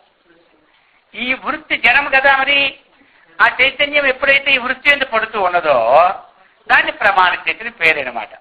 అర్థమైందా? ఇప్పుడు మనకి ఆ చైతన్యము ఈ వృత్తి ఎందుకు ఎప్పుడైతే పడుతూ ఉన్నదో అంతఃకరణ వృత్తి అవచ్ఛిన్నం అంటే ఏమిటి? కూడి ఉండడం అనమాట. అవచ్ఛిన్నం అంటే కూడడం. పదం అవచ్ఛిన్నం అంటే ఏమిటి? కూడడం. అంతఃకరణ వృత్తితో కలిసినటువంటి ఏ చైతన్యం అయితే ఉన్నదో దాని పేరు ఏమిటి? ప్రమాణ చైతన్యం. పేరైనా గుర్తుపెట్టుకోవడం తర్వాత తెలిసిపోద్దా ఏమంటారు. ఇప్పుడు నీ 3 చైతన్యాల పేరు చెప్పినా వాళ్ళకి ఆశ్చర్యం ఇంటి దగ్గర ఇది ఎప్పుడు వినేలేదు, పోనీ మంచి నేర్చుకొచ్చారు అంటారు, ఇంటికి వెళ్తారా. అర్థమైతే కాబట్టి అది అంతఃకరణ వృత్తి అవచ్చు. ఇప్పుడు అంతఃకరణములోనే పడిన చైతన్యం ఏదైతే ఉన్నదో అది జీవాత్మ. అర్థమైంది. ఇప్పుడు అంతఃకరణ వృత్తి ఎందుకు ప్రతిఫలించినటువంటి చైతన్యాన్ని ప్రమాణ చైతన్యం అన్నాం. అంతఃకరణం అంటే డైరెక్ట్ గా పడితే దాని చైతన్యం ఏమిటి? జీవాత్మ. ప్రమాతృ చైతన్యం పేరు, దాని పేరు ప్రమాతృ. ప్రమాత ఈక్వల్ జీవాత్మ, అది అనమాట. ప్రమాత అన్నా జీవాత్మ అన్నా ఒక్కటే. సరే, అయితే మరి ఏమిటి ఫలితం అంటే, ఇప్పుడు అంతఃకరణ వృత్తి ఏమి, ఆ చైతన్యమును ఈ చైతన్యము ఏకమైనప్పుడే మనకి విషయాలు తెలుస్తాయి, లేకపోతే తెలియదు. అయితే అంతఃకరణ చైతన్యం లోపటి నుంచి బయటికి ఎలా వస్తుంది అంటే, ఇప్పుడు ఒక నేత్రంతో చూసాం రూపం, అదేమిటవుతుంది, ఈ నేత్ర గోళకం నుండి ఆ వృత్తి బయటకు వస్తుంది. మనకి చైతన్య వృత్తి నేత్ర గోళం నుంచి వచ్చి ఆ కిరణాలు దీని మీద పడతాయి. ఇక్కడ పడేటప్పుడు ఇక్కడ ఉన్న చైతన్యము ఈ చైతన్యము ఏకం ఎప్పుడైపోయినదో అప్పుడు మనకి ఈ వస్తువు గోచరం అయిపోయింది. ఇది కడవ, లేకపోతే ఇది బాణ, లేకపోతే ఇది బంగారము, లేకపోతే ఇది వెండి, ఇది గ్లాసు, ఇది పుస్తకము, ఇది గడియారం అని మనకి వస్తువు గోచరం అవుతాయి. అంతఃకరణావచన చైతన్యము విషయావచన చైతన్యము ఏకమైనప్పుడే మనకి ప్రకృతిలో ఉన్న వస్తు సముదాయం తెలుసుకోవడానికి యోగ్యం అవుతుంది అన్నమాట. అది ఇది అన్నమాట మనకి. అయితే ఇక్కడ మనకి వచ్చింది ఏమిటి? జీవాత్మ అనుకున్నాం. ఈ జీవాత్మ ఎక్కడున్నాడు అంటే ఏమి ఎక్కడ చెప్పాలి? జీవాత్మ మనలో ఉన్నాడు అనాలా, పరమాత్మ మనలో ఉండి జీవాత్మ ఇంకొకరిలో ఉన్నాడు అనాలా? పరమాత్మ మనలో ఉండి జీవాత్మ ఆ బయట కాదు. అర్థమైంది కదా. ఆ చైతన్యము అంతఃకరణంతో కూడినప్పుడు దాని పేరు జీవాత్మ. అంతఃకరణంతో కూడినప్పుడు జీవాత్మ. అంతేగాని జీవాత్మ ఎక్కడ వేరేగా లేదు. అది మరి అదే మనము మామూలుగా తెలుసుకోవడానికి ఏమంటారు? జీవ పదము అవిద్యోపాధిక జీవ. మామూలుగా మనకి ఉపాధి, దీన్ని ఇంతవరకు మూలం తెలిసేసుకున్నాం. ఇప్పుడు అవిద్యోపాధిక జీవ అని ఉపయోగం అనమాట. మనకి అయిందా? ఇంతకుముందు జీవాత్మని అసలు స్వరూపం ఏమిటి అంటే అందరూ ఏం చెప్పాలి? అంతఃకరణములో చైతన్యం ప్రతిఫలించినటువంటి చేతనత్వంతో కూడిన అంతఃకరణం ఏదుందో దాని పేరే జీవాత్మ. ఇంకా జీవాత్మ ఎక్కడికి వెళ్ళవలసిన పని లేదు. అయితే మరి కొన్ని దగ్గరలో చదువుతున్నప్పుడు అంటారు అవిద్యోపాధికో జీవ మాయోపాధికో ఈశ్వర మాయా విద్యా గుణాతీత సైవ పరమాత్మ. అర్థమైంది కదా. అయితే మరి ఇప్పుడు అవిద్యోపాధిక జీవ అది మరి మీకు ముందు చదివేటప్పుడు వస్తుంది కదా, అక్కడ జీవుడు అంటే స్వామి అని చెప్పారు. ఈ పుస్తకంలో అవిద్యోపాధిక ఉంది, దీనికి దానికి ఏమి తేడా? అర్థమైంది. తేడా ఏమీ లేదు. అక్కడ అవిద్య అంటే ఏమిటి అర్థం మనకి? అవిద్య. విద్య అంటే ఏమిటి? జ్ఞానం. అవిద్య అంటే తెలిసిపోయింది. విద్య అంటే ఏమిటో నా ఉంది పదాన్ని తెలియనంత వరకు. ఇప్పుడు అవిద్య అంటే ఏమిటి? అజ్ఞానం. కాబట్టి దేని అజ్ఞానము? దేని అజ్ఞానం? తానెవరు? తనకి తెలియకుండా ఉన్న అజ్ఞానం. అర్థమైందా? తనకు తెలియదా అంటాం. ఇప్పుడు అందరికి కోపం వస్తుంది. తానెవరు తనకు తెలియదు అంటే మాకు తెలీదా? మా గోత్రం ఏదో మాకు తెలుసు. అర్థమైంది. మా పేరు ఏదో తెలుసు. మేము ఏం విషయంలో పుట్టామని తెలుసు. ఇప్పుడు ఎంత తెలిస్తే ఇప్పుడు మేము ఎందుకు? మన అజ్ఞానం కాదు కదా. మేము జ్ఞానం లేక జీవులు ఎందుకు అవుతాము? అర్థమైందా? అంటే ఈ యొక్క అంతఃకరణములో ప్రతిఫలించినటువంటి చైతన్యము ఆ అంతఃకరణములో ఎప్పుడైతే ప్రతిఫలించో అంతఃకరణానికి చేతనత్వం కలిగింది, చలనము కలిగింది. చలనం కలిగినప్పుడు దానికి యొక్క ప్రకృతి యొక్క జ్ఞానము కలిగిపోయింది. ప్రకృతి యొక్క జ్ఞానము కలిగిపోయింది. ఇప్పుడు కలిగిపోతే అది దానికి ఇప్పుడు మనకి ఏమిటంటే ఇప్పుడు మన ఇంట్లో మనం ఉన్నాం. ఉండేటప్పుడు ఇంట్లో 10 మంది బంధువులు ఉన్నారు, ఇంట్లో గృహస్థులు ఉంటారు, ఏది పిల్లలు అందరు ఉంటారు కదా. ఇప్పుడు మనకి వీళ్ళ రోజులు పోగలమా? పోగలం. వీళ్ళ రోజులు మనం వీళ్ళందరూ మనకి ఎవరు మిత్రులా శత్రువులా? మిత్రులే, బంధువులే కదండి. ఇప్పుడు మిత్రులే కదా. ఇప్పుడు మనం బాగా ప్రేమిస్తులు అనుకోండి. పోనీ ఇంట్లోనూ అందరూ ప్రేమిస్తున్నప్పుడు ఏమో శత్రువులు ఎవరు? మన మాటకు అడ్డు చెప్తేనే వాడి శత్రువు. మన మాట కొట్టినాడు అందరూ మిత్రుడే. అది మన మాట ఎలాగంటుంది. ఆడి మిత్రుడు తెలుసు వీడి మాట బాగలేదా అన్నా కొన్ని తగిలి కనుక తప్పదు అనమాట. ఏం చేస్తున్నాం, ఆ డబ్బు తింటున్నాం కాబట్టి వాళ్ళ మాట వినకపోతే కుదరదు. వాళ్ళు ఏ తోవలు నడిచినా ఏమి అర్థమైందా, అది నడిచిపోద్ది అంటారనమాట. ఆ ప్రకారంగా మనం వీళ్ళందరి మిత్ర వర్గంతో ఏ విధంగా అయితే కూడి ఉంటున్నామో ఏమనుకుంటాం, వీరే మాకు పోషణకర్తలు. రేపు భవిష్యత్తులో ఎవరు మరి? అందరికి ఏం భయం అంటే ముసలైపోయిన తర్వాత చూస్తారో చూడరు. అప్పటి కోసం ఇప్పటి నుంచి వాళ్ళని అనుసరించుకొని ఉంటే చూస్తారేమో అని మనకి నమ్మకం. అందుకునేది అంతే కదండి. ఇప్పుడు పిల్లల్ని ఇంత ముందు కోపంగా చిన్నప్పుడు 18 సంవత్సరాల లోపు తిప్పి కొట్టినట్టు కోపం చూపెట్టామనుకోండి, ఇప్పుడు 40 ఏళ్ళు కొడుకు అయినాక ఇప్పుడు మన భయం ఏముంటుంది?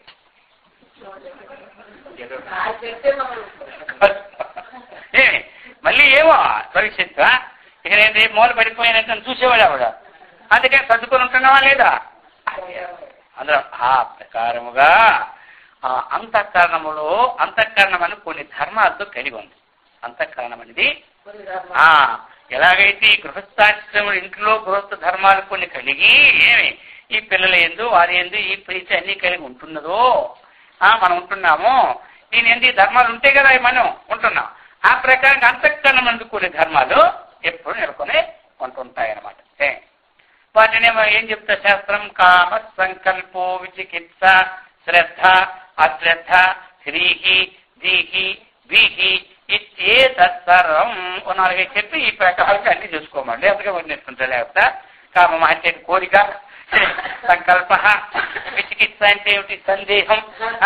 కామ సంకల్ప శ్రద్ధ, కొంత అంతఃకరణకి విశ్వాసం ఉంటుంది, అశ్రద్ధ అవిశ్వాసం కూడా ఉంటుంది. ఏదారు అందరూ చెప్పిన మాటలు నమ్ముతున్నారా అని మళ్ళీ వాళ్ళు చెప్పిన మాట నమ్మితే బాగుపడతారు కొంతమంది అంటారు.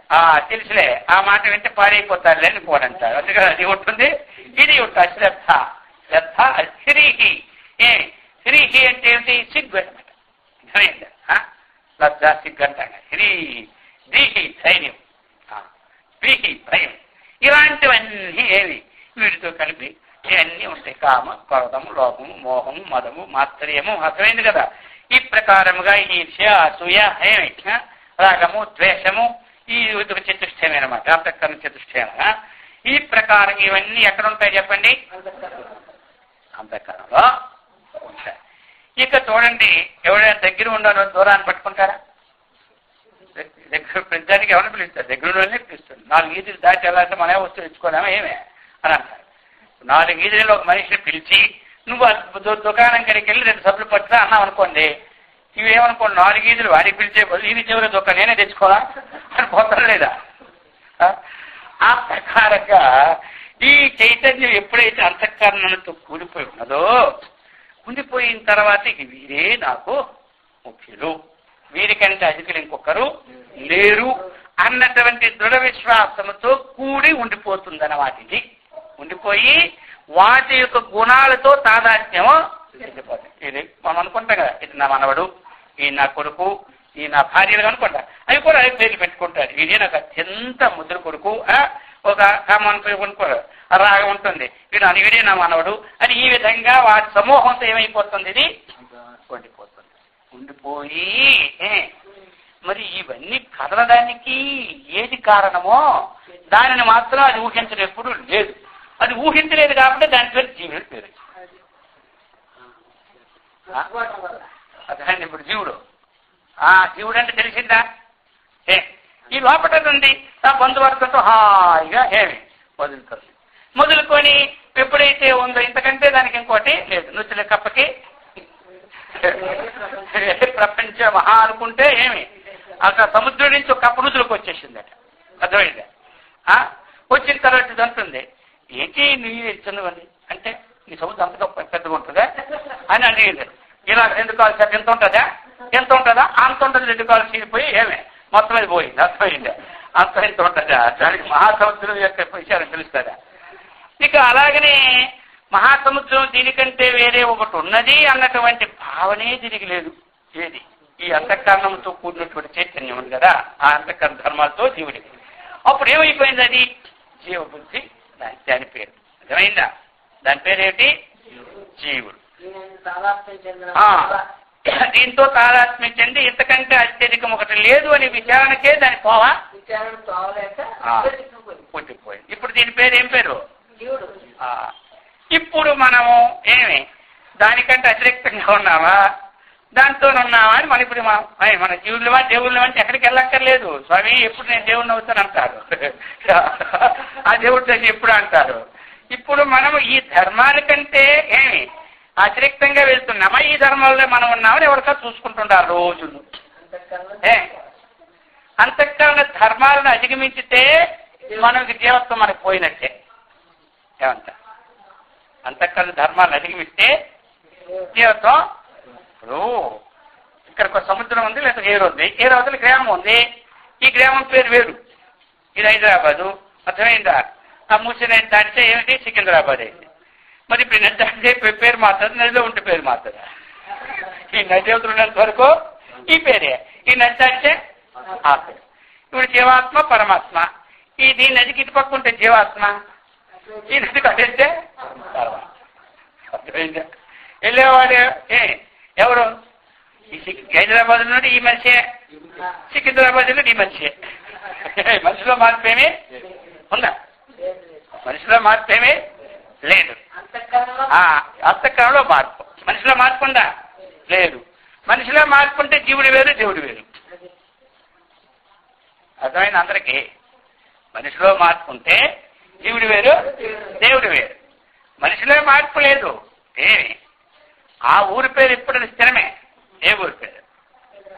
మనం వెళ్ళినా వెళ్ళకపోయినా అది సికింద్రాబాద్, ఇది హైదరాబాద్. అర్థమైందా? ఈ అంతఃకరణ వృత్తి అవచ్ఛిన్నంతో కూడుకుంటే దీని పేరు ఎప్పుడు జీవుడే. ఈ వృత్తిని అధిగమిస్తే దాని పేరు దేవుడు. ఇప్పుడు మనకు కావాల్సింది ఏంటి? తో ఉంది మధ్యలో ఈ నది, ఈ దాటి వెళ్ళిపోవాలి. ఏనది? అలాగని ఈ అంతఃకరణం అన్నటువంటి ఒక సముద్రం. ఏమి అర్థమైందా? దీని అవతల మారాలి. మనం దేనికి మారాలి? అయితే ఇది మారాలి అంటే ఇక్కడి నుంచి మనకు దాన్ని పోలీసు పరిశ్రమ ఎక్కడికి? ఆ సికింద్రాబాద్ వెళ్ళాలి. ఇక్కడ కారు తీసుకువెళ్ళాలి, ట్రాఫిక్లు ఇరుక్కోవాలి, దాని పెట్రోల్ పోయాలి, దాని డ్రైవర్ పెట్టుకోవాలి, ఎన్నో తంటాలు పడాలి. దీనికి ఆ తంటాలు అర్థమైందా? ఇప్పుడు అన్ని చూసుకోవాలి. ఇప్పుడు దీనికోసం మనకి ఏ పరిశ్రమ, దీనికి అంత ఖర్చు. ఇక్కడ నుంచి దాటం ఎంత ఖర్చు చెప్పండి? దీనికి ఏ ఖర్చులే. అంతే. ఈ ధర్మాలని మనము ఒక్కొక్కటి వెలితీసుకొని ఏమి ఆ ధర్మాల నుంచి అధిగమించడం మనం ఎక్కడికి వెళ్ళక్కర్లే. మన ఇంట్లో ఉండే మనం సాధించుకోవాలి. ఎక్కడ సాధించాలంటే ఇతరులతో సాధించడం కాదు. మన ఇతరులతో సాధింపు ఎక్కువైపోయింది, మన సాధన తక్కువైపోయింది. అర్థమైంది?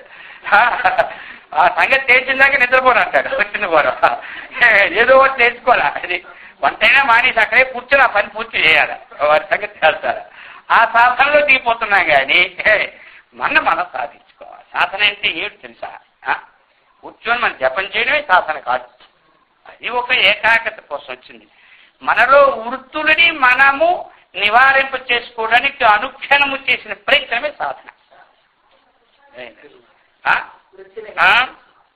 అందుకని అయితే మరి ఇప్పుడు మనకి ఎంతవరకు ఏది జీవుడు అంటే ఏమిటో తెలిసిపోయింది. జీవుడు అనే సమయంలో ఆయన బంధువులు ఎవరో తెలిసిందా లేదా? జీవుడు బంధువులు ఎవరు? వాళ్ళు అక్కడికి వెళ్ళి మీరందరి జీవుడు ఏమి? ఇప్పుడు మన ఇంట్లో చూడండి, మనం చెప్పిన మాట తిన్నంత వరకు నీ అంత వాళ్ళు లేదు, నా కొడుకు మహాదేవుడు అంటారు. మనం చెప్పిన మాట ఎడపడ్డామంటారు. వీడు రాక్షసుడు అయిపోయాడు అంటారు. ఇప్పుడు అర్థమైందా? ఈ గుణాల్లో లోనైపోతే మన జీవుడు అయినాం. ఆ గుణాలకి లోను చెప్పినట్టు మనం అనుకుంటా ఉంటే అప్పుడే అవుతాం, దేవుడు అయిపోతాం. అర్థమైందా? అందుకని జీవాత్మ అంటే ఏమిటో తెలిసిపోయింది. అంతే. అందుకే మనవారు ఏమన్నారు, ఊగులాడితే జీవుడు, ఊరుకుంటే ఏమీ లేదు. ఊగులాడితే జీవుడు, ఊరుకుంటే దేవుడు. అలాగని చెప్పి ఎవడేం చేసినా ఊరుకోకండి, అర్థమైందా? ఆయన అక్కడ అలా ఊగకుండా కూర్చుంటే కాబట్టి ఆయన దేవుడు నిలుస్తున్నాడు అక్కడ ఆ మందిరంలో. మళ్ళా ఊగి చేస్తామండి. ఇప్పుడు ఇక్కడ మందిరంలోకి వెళ్ళాము, మళ్ళా ఇటు ఊగుతుంటే ఇది ఊగడంలో కూడా సరిలేదంటాం. అప్పుడు దేవుడికి కూడా పంగనామాలు పెడుతుంటాం. అందుకోసం అర్థమైందా? ఆ దేవుడు ఎందుకంటే అందుకు చెప్పాము, ఊగులాడితే జీవుడు, ఊరుకుంటే దేవుడు. అది మా పొలిస్తాను, అది గుర్తుగా అర్థమైంది. ఆ విధంగా మనము ఏమి కష్టం వచ్చినా, సుఖం వచ్చినా, నష్టం వచ్చినా, లాభం వచ్చినా ఊగకుండా ఉంటే మనం ఎవరు? దేవుడు. అర్థమైందా?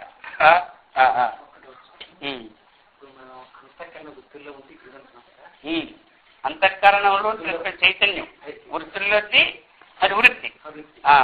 కానీ మనం అంతఃకరణ వృత్తి దాటితే దేవుడు వచ్చారు. అవును అవును. మంచి పుట్టికే ఉన్నాడు, అది బాగున్నా కూడా నేను కాటాలని దేవకుండా పుట్టికే కదా. అదే విచారణ అందుకే ఉండాలి. అది పుట్టికే కదా, ఆ పుట్టికే. మళ్ళీ ఇంకో వస్తువు కదా, అక్కడ వస్తువు మళ్ళీ అటాచ్మెంట్ కూడా పుట్టుకోండి. అంతే, దాటమని కూడా పుట్టుకోండి. అదే నిశ్చయం. అంతఃకరణే దాటాలి. అవును. ఆత్మనే అవును, అనాత్మనే కాదు. అవును. అని నిశ్చయంగా మనం అనుకుంటూ ఉంటే అప్పుడు మనం దీన్ని అంతే. మరి ఇక్కడ ఏం లేదు, మార్గం అయినప్పుడు అలానే ఉంటుంది. మార్గానికి మార్పులే అటాచ్మెంట్. మనం ఇక్కడి నుంచి దాటాలంటే అది పరమాత్మ ఈ మార్గం మనకి. మనం దాటాలి అంటే బుద్ధిలో మనకి నిశ్చయం రావాలి. బుద్ధిలో మనకి నిర్ణయం కావాలి. బుద్ధి లేదు అది అనుభూతి కోటే. ఇప్పుడు మన ఏ మనుష్యానం కారణం బంధం మోక్షేవ. తెలివికి అదే, బంధానికి బుద్ధే కారణం, మోక్షానికి బుద్ధే. అంటే మనమని చెప్పారు అక్కడ, మనస్సుని చెప్పారు అనుకోండి, అంతకన్నా ఒకటే. కాబట్టి ఇది ఎప్పుడైతే మనకి బుద్ధిలో ఇది నిశ్చయమైందో, ఇవి అంతఃకరణ ధర్మాలే గాని ఆత్మధర్మాలు కావు. అయిందా? ఇవి అంతఃకరణ ధర్మాలే గాని ఆత్మధర్మాలు కావు. అప్పుడు ఏమైపోయింది, ఆత్మధర్మాలు కావు అన్నప్పుడు ఆ ధర్మాలతో అటాచ్మెంట్ మనకి ఉండదు. ఏమంట, ఇప్పుడు ఇద్దరు వచ్చారు, వచ్చి పోతూ ఉన్నాడు. ఆయన ధర్మం ఎంతవరకు అంటే వచ్చినప్పుడు ఆయన మిత్రుడిగా వస్తున్నాడు కాబట్టి ఏదో కొంతవరకు చూస్తాం. అర్థమైందా? ఆయనకి అర్జెంటుగా బాగలేక ఒక 20 లక్షల ఒక ఇవ్వాల్సి వచ్చింది, ఓ యాదికో దేనికో.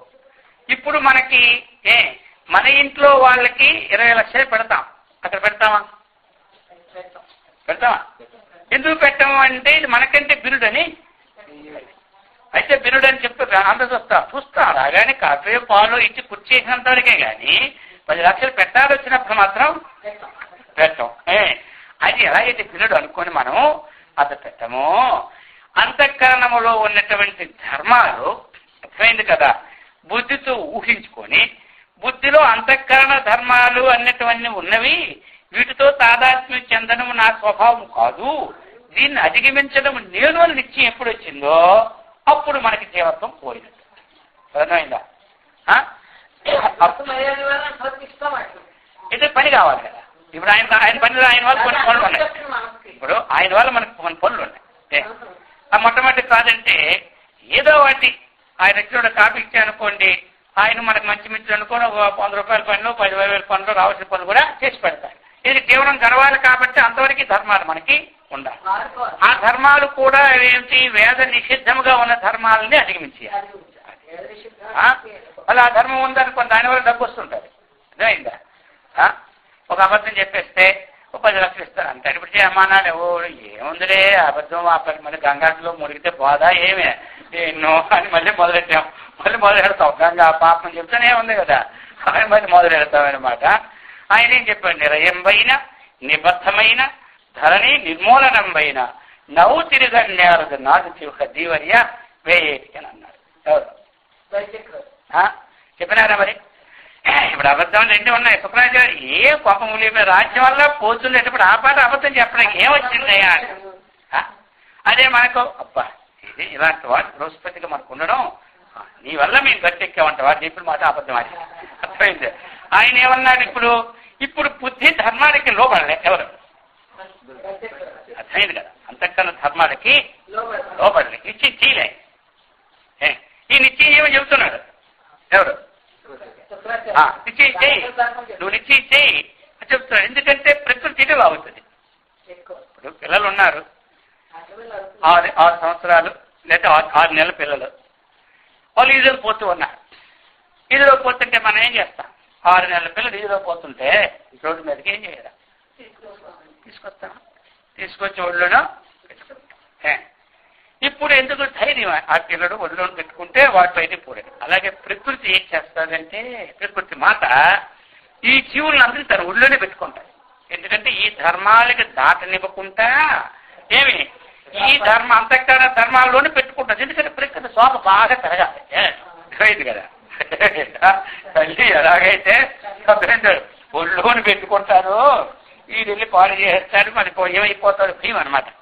ఆ ప్రకారంగా ప్రకృతి అంతకన్నా ధర్మాలు దాడితే నా ప్రకృతికి లోపం వస్తుందని చెప్పి ఇది రోడ్డు పెట్టుకుంటాడు. అది దాన్ని దాటడానికి మనం ప్రయత్నం చెయ్యాలి. నేను ఈ సంవత్సరం ఇంకో జన్మకైనా పని బాగా అనిపించి అప్పుడు దాడదాం అనుకుంటే మంచిదే కాదు. ఒకవేళ అందుకు పోని ఏదైనా ఒకసారి 10 జన్మకైనా పొందుదా అని ఎంత బేగ వదిలేద్దాం అనిపించినా పోనీ మంచిదే. ఒక జన్మ ఉంది మధ్యలో, ఇంకా ఎందుకని ఈ గోడ ఈ జన్మలో పోదాం అనుకుంటే అసలు నష్టమే, దాడదాం అనుకుంటే. అర్థమైందా? ఇప్పుడు కొంతమందికి ఏంటి ఇలాగో 10 జన్మలు ఎక్కి బాగా పుట్టి 10 మేడలో ఉంటే మంచిది అనిపిస్తుంటుంది. ఈ వీడి తర్వాత పోనీ 10 జన్మలు వచ్చి 1 జన్మ చాలే అనుకుంటారు. ఇంకా బాగా ఇంటూ ఉంటుంటే ఈ జన్మలోనే మనం తీసుకోవాలనుకుంటారు. అయింది కదా. అందుకోసం ఆయన చెప్పారా శుక్రాచార్యుడు, ఇక్కడ అంతకన్నా ధర్మానికి లోబడడం దాంట్లో చెప్తున్నాడు. ఇప్పుడు అర్థమైందా? దానికి లోబడిపోతే వీటి జీవితంలోనే ఉన్నట్టు. ఇప్పుడు ఏం చేశాడు, మీరేం చెప్పండి, నాకు నరకమే రాని, నాకు త్రాళ్ళు చేత కట్టబండి. అర్థమైంది కదా. ఒక్కసారి వచ్చిన వాడు ఎవరు చెప్తున్నా తెలుసా, ఎవరో తెలుసా, తెలియకుండా ఇస్తానంటున్నా. మోసగాడు వచ్చినవాడు ఎవరు, మోసగాడు.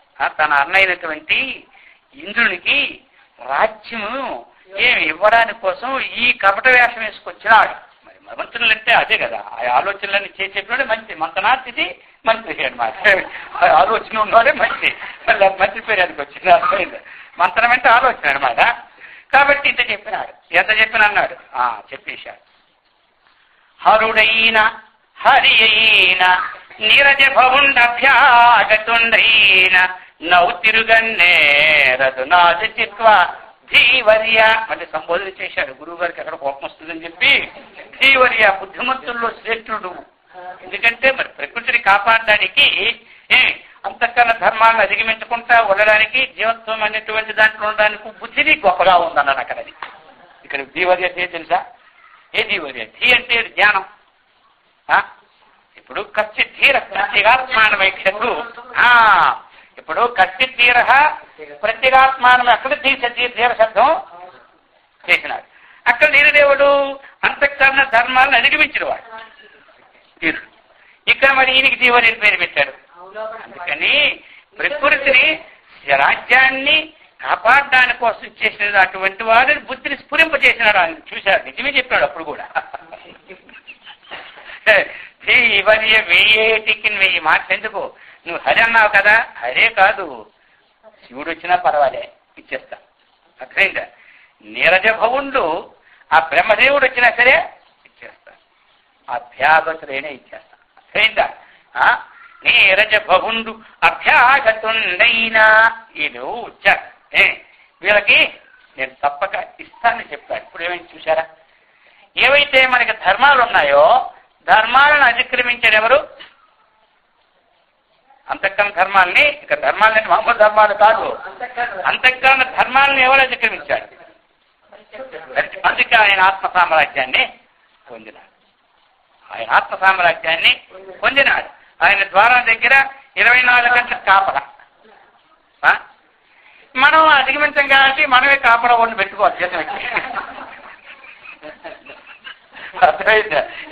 ఎవరు పట్టుకుపోతారని చెప్పి అర్థమైంది. 1000 రూపాయలు ఇచ్చి ఆడు మోసగానే మనకేం చేస్తుంది తెలియదు, అలాగే చేశాడు కదా ఆనాడు. మన రాజ్యాధికారిని గడ్డు అర్థమైంది కదా. అందుకే ఆయన ఆట మాత్రమే లేదు, ఆయన ఎల్లప్పుడూ తనకి కాపలా ఉండాలి. ఈ ధర్మాలను ఎవడు అతిక్రమిస్తున్నారో అందుకే మోక్ష సామ్రాజ్యాన్ని పొందిన ఎవరు చక్రవర్తి. అది అందుకని అంతఃకరణ ధర్మానికి మనం లోపడమా దాటడమా? దాటాలంటే ఈ ఆస్తులన్నీ పోతాయని భయం మనకి, ఎక్కడికి పోవు. మళ్ళీ ఎక్కడికి వస్తుంది తిరగా అలా దాన్ని ఉండాలి. దాని సంరక్షణ లేకుండా ఏం చెప్తే స్వాములే ఏదో చెప్తూనే ఉంటుంటారు. ఈ ధర్మాలు దానితో మన ఆస్తులు ఏమవుతాయి, పాత్రలు ఏమవుతాయి, మళ్ళీ మొదలెడతారు. అందుకని ఇవన్నీ కాపాడేవాడు ఆయన ఉన్నాడు. అర్థమైందా? అలాగని చెప్పి వచ్చే చెప్పలేదు, అర్థమైంది కదా. ధర్మాలను అతిక్రమించినప్పుడు ఇంకా దగ్గరగా ఉంటారు మన కాపలు ఎవరు? భగవంతుడు. అయిందా? అందుచేత ఎవరైతే ఈ అంతఃకరణ ధర్మములతో కూడి నేను నిత్యం అయిపోయింది ఈ చేతనత్వానికి, ఇప్పుడు ఏమైపోయాడు? అసలు జీవుడు అయిపోయాడు. అంతే. నేను నిత్యం అయిపోయినప్పుడు ఏమైనాడు? జీవుడు అయిపోయాడు. అది జీవత్వ వ్యవహారం ఇదనమాట. అందుకని ఇక్కడ అవిద్యోపాధిక జీవ. అవిద్య అంటే ఏమిటి? అజ్ఞానం. అజ్ఞానం అంటే తాను వాస్తవికంగా తాను ఎక్కడి నుంచి ఏమిటి అన్నటువంటి విచారం లేకుండా, ఆ నిశ్చయాన్ని చేయకుండా, ఏదైతే ఇంట్లో ఉన్న వాళ్ళు వీళ్ళే నాకు పోషకులు, వీళ్ళే నాకు కృష్ణులు, వీళ్ళే నా బిడ్డలు, వీళ్ళే నా తల్లిదండ్రులు మనగలమనుకుంటున్నామో, ఆ విధంగా అంతఃకరణలో ఉన్నటువంటి ఈ చైతన్యం ఉంది కదా, అవసరం చైతన్యం, ఆ అంతఃకరణానికి కదలకొచ్చి ఆ అంతఃకరణము దానిలో ఉండే ధర్మాలని నేను అనుకుని నిశ్చయం చేసేసి ఇవి నా వారు అనుకోని, ఆ నిశ్చయం ఎంతవరకు అయితే ఉన్నదో బుద్ధిలో అంతవరకు జీవత్వము ఉంటుంది. అర్థమైంది కదా. ఎప్పుడైతే ఆ నిశ్చయాత్మక దాటిపోయారో ఆ నిశ్చయం ఉన్నంత వరకు ఊగుడే మన పని. ఆ నిశ్చయం వరకు ఊగలేటే కదా, అది దాని ఊగులేదు. అది అందుకే ఊగులంటే ఏమన్నా జీవుడు పేరు పెట్టారు. ఊరు పుట్టిన అర్థాలు మీకు అది కూడా చెప్పిన. ఆ మందిరంలో ఉన్న బొమ్మ ఊగదు కాబట్టి దేవుడు. అయితే మన వాళ్ళ బొమ్మలు అయిపోదామా? ఆయన బొమ్మ అయితే ఆయన నైవేద్యం పెట్టి పూజ చేసేవాడు మనకి ఎవరు ఉన్నారు? మన అందరూ తీసుకెళ్ళి అందరూ పడేస్తా.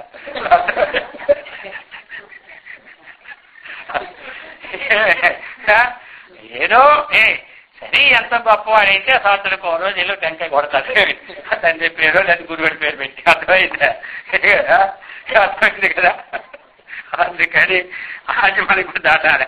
సరే, అందుకని చెప్పారు మనకి ఇప్పుడు నిశ్చయాత్మ నిరాకారో బుద్ధిరిత్యేవ శోచ్యతే అన్య బుద్ధ్య విధానస్య యా అంకురస్య ప్రపీనత సంకల్పరూపిణీ తస్య చిత్తనామ మనోభిధాం జీవో మిథ్యోపలంభాత్మ శూన్యాత్మ హి ఉపలోపమః. ఇంతవరకు మనం చెప్పుకున్నటువంటి శ్లోకాన్ని ఇంకోసారి చెప్పుకున్నాం, తాత్పర్యాన్ని చెప్పుకున్నాం ఎంతవరకు ఉన్నాం. అందుకు మనకి మనోబుద్ధి చిత్త అహంకారము అన్నటువంటి నాలుగులో మనస్సు అంటే అందరికీ అర్థమైపోయింది. మనస్సు అంటే ఏం చెప్పండి అందరూ? అది. బుద్ధి అంటే అది. చిత్తం అంటే చింతనాత్మకం. అహంకారం అంటే నేను అనుకోవడమే. ఇంకే నేను అనుకుని తప్పే లేదులేండి, నేను లేదు పని అవుతామే. కాబట్టి ఏమైందా మళ్ళీ ఆమెన్నప్పుడు నేనైతే ఏమో భయం మీద అందరు కొంతమంది నేను చెప్పిన మళ్ళీ నేను అంటానండి. ఇప్పుడు అనుకోవాలి ఏ వ్యవహారంలో నేను లేకపోతే లాభం లేదు. నేను లేనంటే మన వాటర్ లిస్ట్ ఇస్తారు పేరు, రేపు పంచదార కార్డులో ఉంటారా? ఇంకా అందులో మార్చుకోవాలంటే దానిలో మళ్ళీ పెద్ద కార్డు నుంచి చిన్న కార్డు రావాలా నేను ఉండవలసిందే. అర్థమైందే. అందుకని వ్యవహారిక సత్తతో దాన్ని మనం వాడుకోవాలి. అర్థమైందే. వ్యవహారిక సత్తతో వాడుకోవాలి. అది ఇక్కడికి ఇప్పుడు చెప్తున్నారు మళ్ళీ కన్నా. దాని తర్వాత ఇంతవరకు కూడా మన విషయాన్ని తెలుసుకొని ఆయన అడిగాడు కదా, మరి ఈ చిత్తం యొక్క మూలమేమిటి ప్రశ్న వేశారు కదా. మరి ఆ ప్రకారముగా మరి ఈ చిత్తానికి శాఖలేమిటి, స్కంధములేమిటి అన్నటువంటి ఉంది కదా, దాని ప్రశ్నకి ఇప్పుడు మనకు జరుగుతుంది అన్నమాట. స్తంభ కాయోయమే తస్య స్నాయు అస్తి అపరంజిత దేశాంతరే కురు దేశే కాలస్పందో అస్య వాసనాం చెప్తున్నారు. దీనికి ఏమిటంటే స్తంభం. స్తంభం అంటే ఏమిటి? స్తంభనా స్థితి స్తంభ, ఉపస్తంభ, ఉపస్తంభం అన్నమాట. ఇది శరీరము మనకేమిటిది? ఉపస్తంభం. మరి లేకపోతే గట్టిగా ఉండాలి. గట్టిగా ఉండకపోతే ఎట్లా చెప్పండి? మనకి లోపల గట్టిగా అన్నీ ఉండబట్టే మనం చక్కగా తిరగగలుగుతున్నాం. మరి మనం తిరగడానికి ఇంటికి ఇల్లు అయితే ఒక దగ్గర ఉంటుంది, ఇల్లు అయితే ఒక దగ్గర ఉంటుంది. మనం ఒక దగ్గర ఉంటే ఎలా కుదురుతుంది? మనం తిరగాలి. మరి తిరగాలి అంటే మనకి ఇవన్నీ గట్టిగా ఉండాలి వద్దా? ఆ స్తంభం ఎలాగైతే ఉన్నదో దీంట్లో ఉన్నటువంటి పరికరాలన్నీ గట్టిగా ఉండాలి. అది అనమాట. మరి ఏమిటి ఈ పరికరాలు అంటే అది చెప్తున్నారనమాట మనకి. స్నాయుహు. స్నాయుహు అంటే ఏమిటి? నాడులు. మనకి నాడులు ఉన్నాయి కదా, ఈ నాడీ మండలం ఉంటేనే పని చేస్తుంది, లేకపోతే మనకి పని చేయదు. అయితే ఇంకా కొంతమంది 72,000 నాడులు మనలో ఉన్నాయని చెబుతారు. ఇంకా ఉపనాడులతో కొన్ని లక్షలు చెబుతారు కొంతమంది. సరే, అవన్నీ చూడాలంటే మన అవసరం ఇప్పుడు. సరే, మొత్తం మీద 72,000 నాడులు మనకు ఉన్నాయని. మరి అలానే మరి అందులో కూడా కొన్ని ముఖ్యమైనటువంటివి ఏమిటంటే 101 నాడులని కఠోపనిషత్తు అందులో ముఖ్యమైనటువంటి శతంస ఏక అని అందులో 101 నాడులు ఉన్నాయని మనం చెప్పుకొచ్చారు. సరే, ఈ ప్రకారంగా నాడీ మండలం అన్ని పనిచేస్తుంటాయి. అందుకే ఎక్కడ పట్టుకున్నా ఏదో ఒకటి కదులుతున్నట్టే మనకి అనిపిస్తూ ఉంటుంది అన్నమాట. అందులో మనకేమిటి అంటే 3 నాడులు మనకు ప్రసిద్ధంగా నిత్యము మనకు అనుభూతంలో ఉన్నవి 3 నాడులు అనమాట. ఇరా, పింగళ, సుషుమ్న. అది ఈ 3 నాడులు మనకి నిత్యం అనుభూతంలో ఉంటుంటాయి అన్నమాట. అర్థమైంది కదా? అయితే వీటి ద్వారా మనకి ఉచ్ఛ్వాస నిశ్వాసాలు ఇరా, పింగళ ద్వారాగా ప్రాణవాయువుని మనం తీసుకోవడం, వదలడం, తర్వాత లోపల ఉన్న నాడీ మండలం అంతా కూడా చక్కగా కదలడం. మరి ఆ నాడీలు బట్టే మన రోగాన్ని చెప్పేస్తారు, ఇంకేమీ లేదు. పూర్వం మనం ఇప్పుడంటే ఇవన్నీ వచ్చే యంత్రాలు, యంత్రమా మంత్రమా ఏముంది? ఈ తంత్రాలు ఏమప్పుడు లేవు. ఇలా పట్టుకుంటే తెలిసిపోయేది వారికి ఏది ఉందో. అంత మేధావులు. మనం ఇప్పుడు అనుకుంటాం వీళ్ళు మేధావులు అనుకోని. ఇప్పుడు ఎన్ని రకాల మందులు వచ్చేసాయి. అర్థమైందా? 100 కొలది హాస్పిటల్ అయిపోయినాయి. అప్పుడు ఎక్కడిది? ఏ ఊర్లో, పక్క ఊర్లో 4-5 ఊర్లకు ఒక వైద్యులు ఉండేవాడు. ఇక ఆయన దగ్గరికి పోయేవాళ్ళు అందరూ. పట్టుకుంటే ఇలా పట్టుకునేవాళ్ళు. ఇది పట్టుకుంటే మనకుండే 3 కదా, వాతము, పిత్తము, కఫం. తింటే ఇంకేలే మానవుడికి ఉన్నవి ఇవి. వాతానికి వచ్చినవన్నీ ఒక ఆనాడు ఆడినప్పుడు దాని అందరూ ఒకటే మాత్రం ఇస్తే అది పోతుంది అంతే. ఈనాడు ఒకటి ఇంత 3 రకాలు పట్టుకుంటే పోయింది రోగాలు. అప్పుడు పిత్తానికి ఒక మాత్రం ఇస్తే అయిపోయింది, కఫానికి ఒకటి అయితే వాతానికి. ఇప్పుడు 3 ఆ జబ్బులు శాఖలు వచ్చి ఒకదానికి 20 మింగినా మనకే తాకడవలే. అర్థమైంది? మరి ఇప్పుడు సూక్ష్మ, అప్పుడు సూక్ష్మ, ఇప్పుడే సూక్ష్మం. ఆ సూక్ష్మం నుంచి వచ్చాయి శాఖలు. అందుకు నాడి మనకి నాడులు అనమాట. ఇరా నాడి, పింగళా నాడి. ఎడం ముక్కుల నుంచి గాలి వెళ్ళి వస్తే దాని పేరేం పేరు? ఇరా నాడి, లేకపోతే చంద్రనాడి అంటారు. చంద్రనాడి అన్న అదే, ఇరా నాడి అన్న అదే. కుడి ముక్కుల నుంచి గాలి వెళ్ళి వస్తే పింగళా నాడి అన్న, సూర్యనాడి అన్న ఒక్కటే. అది అనమాట. మరి సుషుమ్నా నాడి అంటే ఏంటంటే మనకి 2 ముక్కుల్లో గాలి ఆవగించంత కూడా ఎక్కువ తక్కువ లేకుండా ఒకే లెవెల్లో వస్తే అప్పుడు సుషుమ్నా నాడి వికాసం చెందినట్టు. 2 ముక్కుల్లో గాలి కరెక్ట్గా రావాలి, ఎక్కువ ఉండకూడదు, తక్కువ ఉండకూడదు. అప్పుడు మనకేమిటి? సుషుమ్నా నాడి వికాసాన్ని చెందినట్టు. ఆ సుషుమ్నా నాడి వికాసం ఎప్పుడు వచ్చిందో ఆ సమయంలో ధ్యానంలో కానీ జపంలో కానీ కూర్చుంటే ఏకాగ్రత ఎక్కువగా సిద్ధిస్తుంది, మనస్సు ఏకాగ్రతగా సిద్ధిస్తుంది. అది అనమాట. ఇంకా ఎక్కువ అనమాట దానికి. ఇంకా చంద్రనాడి ఆడేటప్పుడు కూడా కొంచెం ఏకాగ్రత సిద్ధిస్తుంటుంది అనమాట. చంద్రనాడిలో కూడా మనకి ఏకాగ్రత కలుగుతాయి. చంద్రనాడి ఎప్పుడు సాధనలో కూర్చుంటే కొంచెం వేడి ఉత్పన్నం కాకుండా ఉంటుంది అనమాట. సూర్యనాడిలో కొంచెం వేడి ఉత్పన్నం అవుతాయి.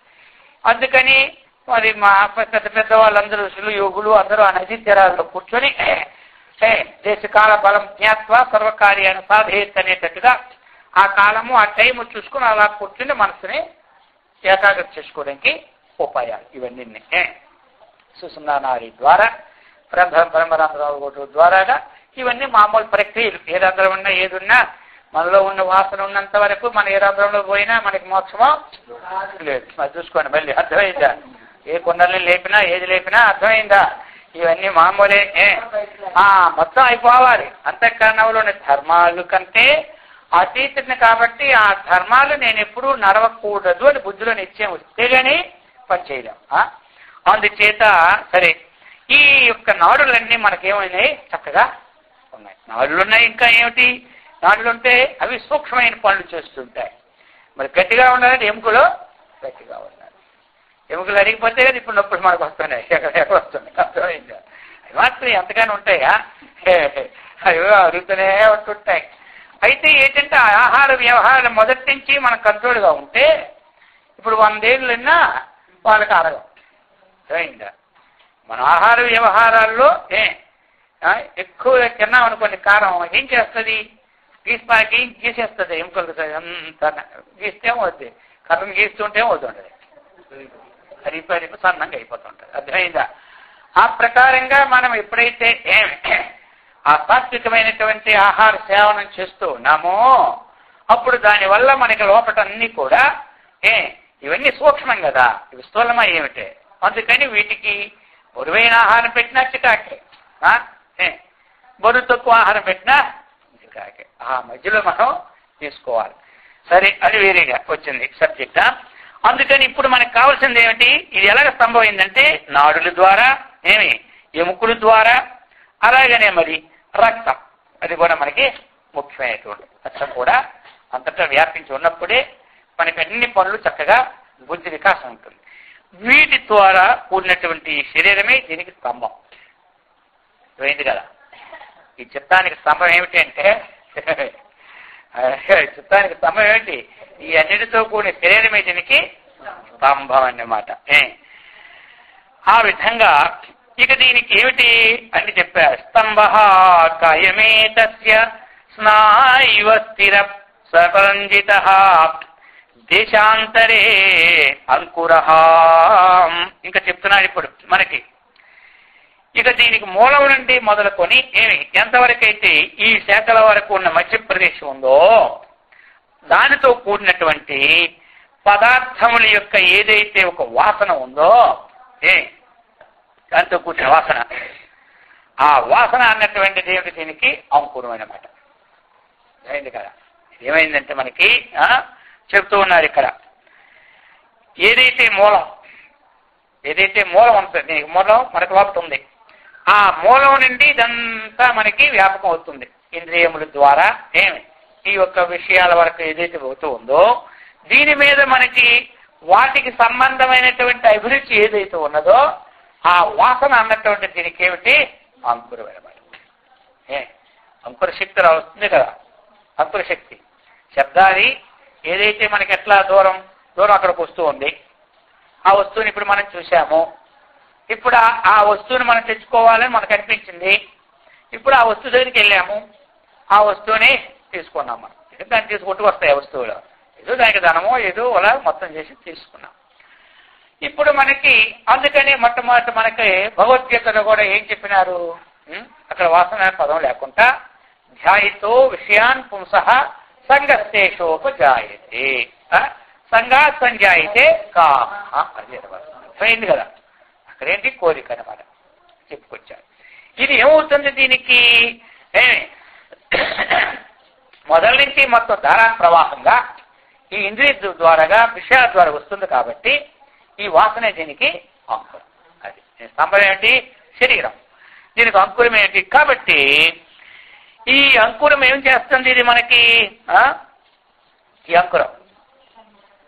ఈ అంకురము ఊరుకోదనమాట.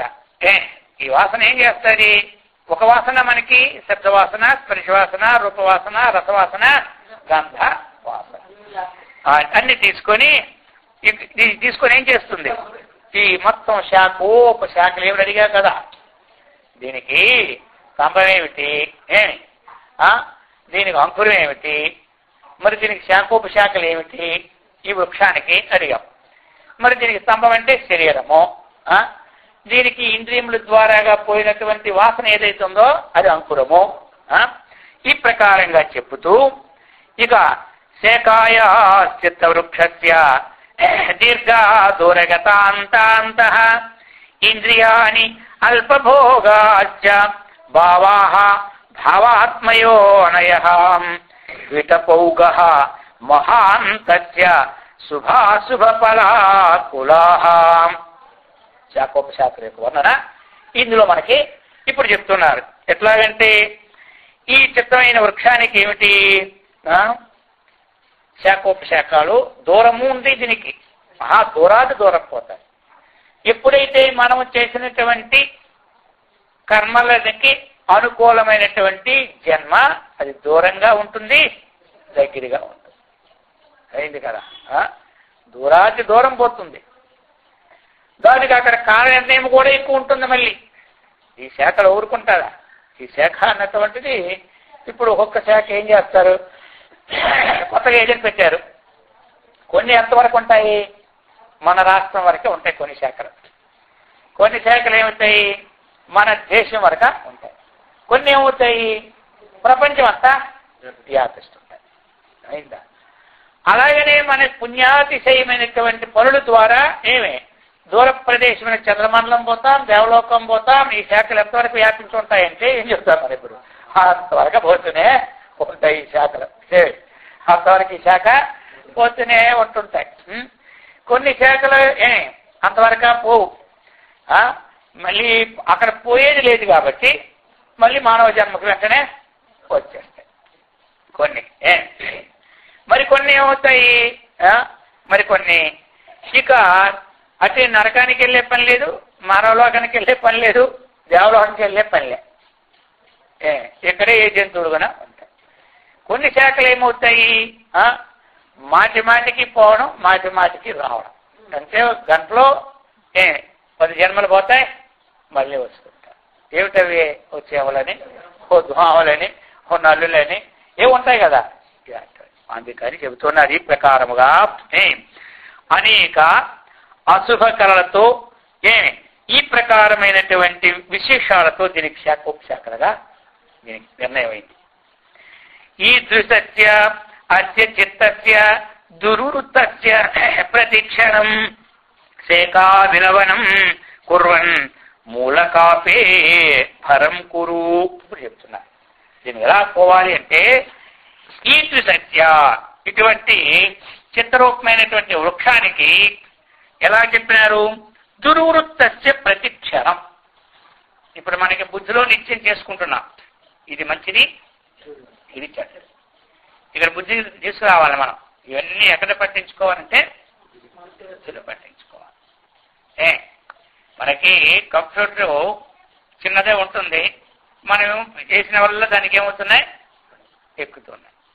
ఎక్కిన దానికి మార్పు ఉంటుందా, ఎక్కందే లేదు, కానీ ఎక్కిన దానికి మార్పు లేదు. మరి ఆ గ్రహించినటువంటి గ్రాహక శక్తిని బుద్ధి అంటాం.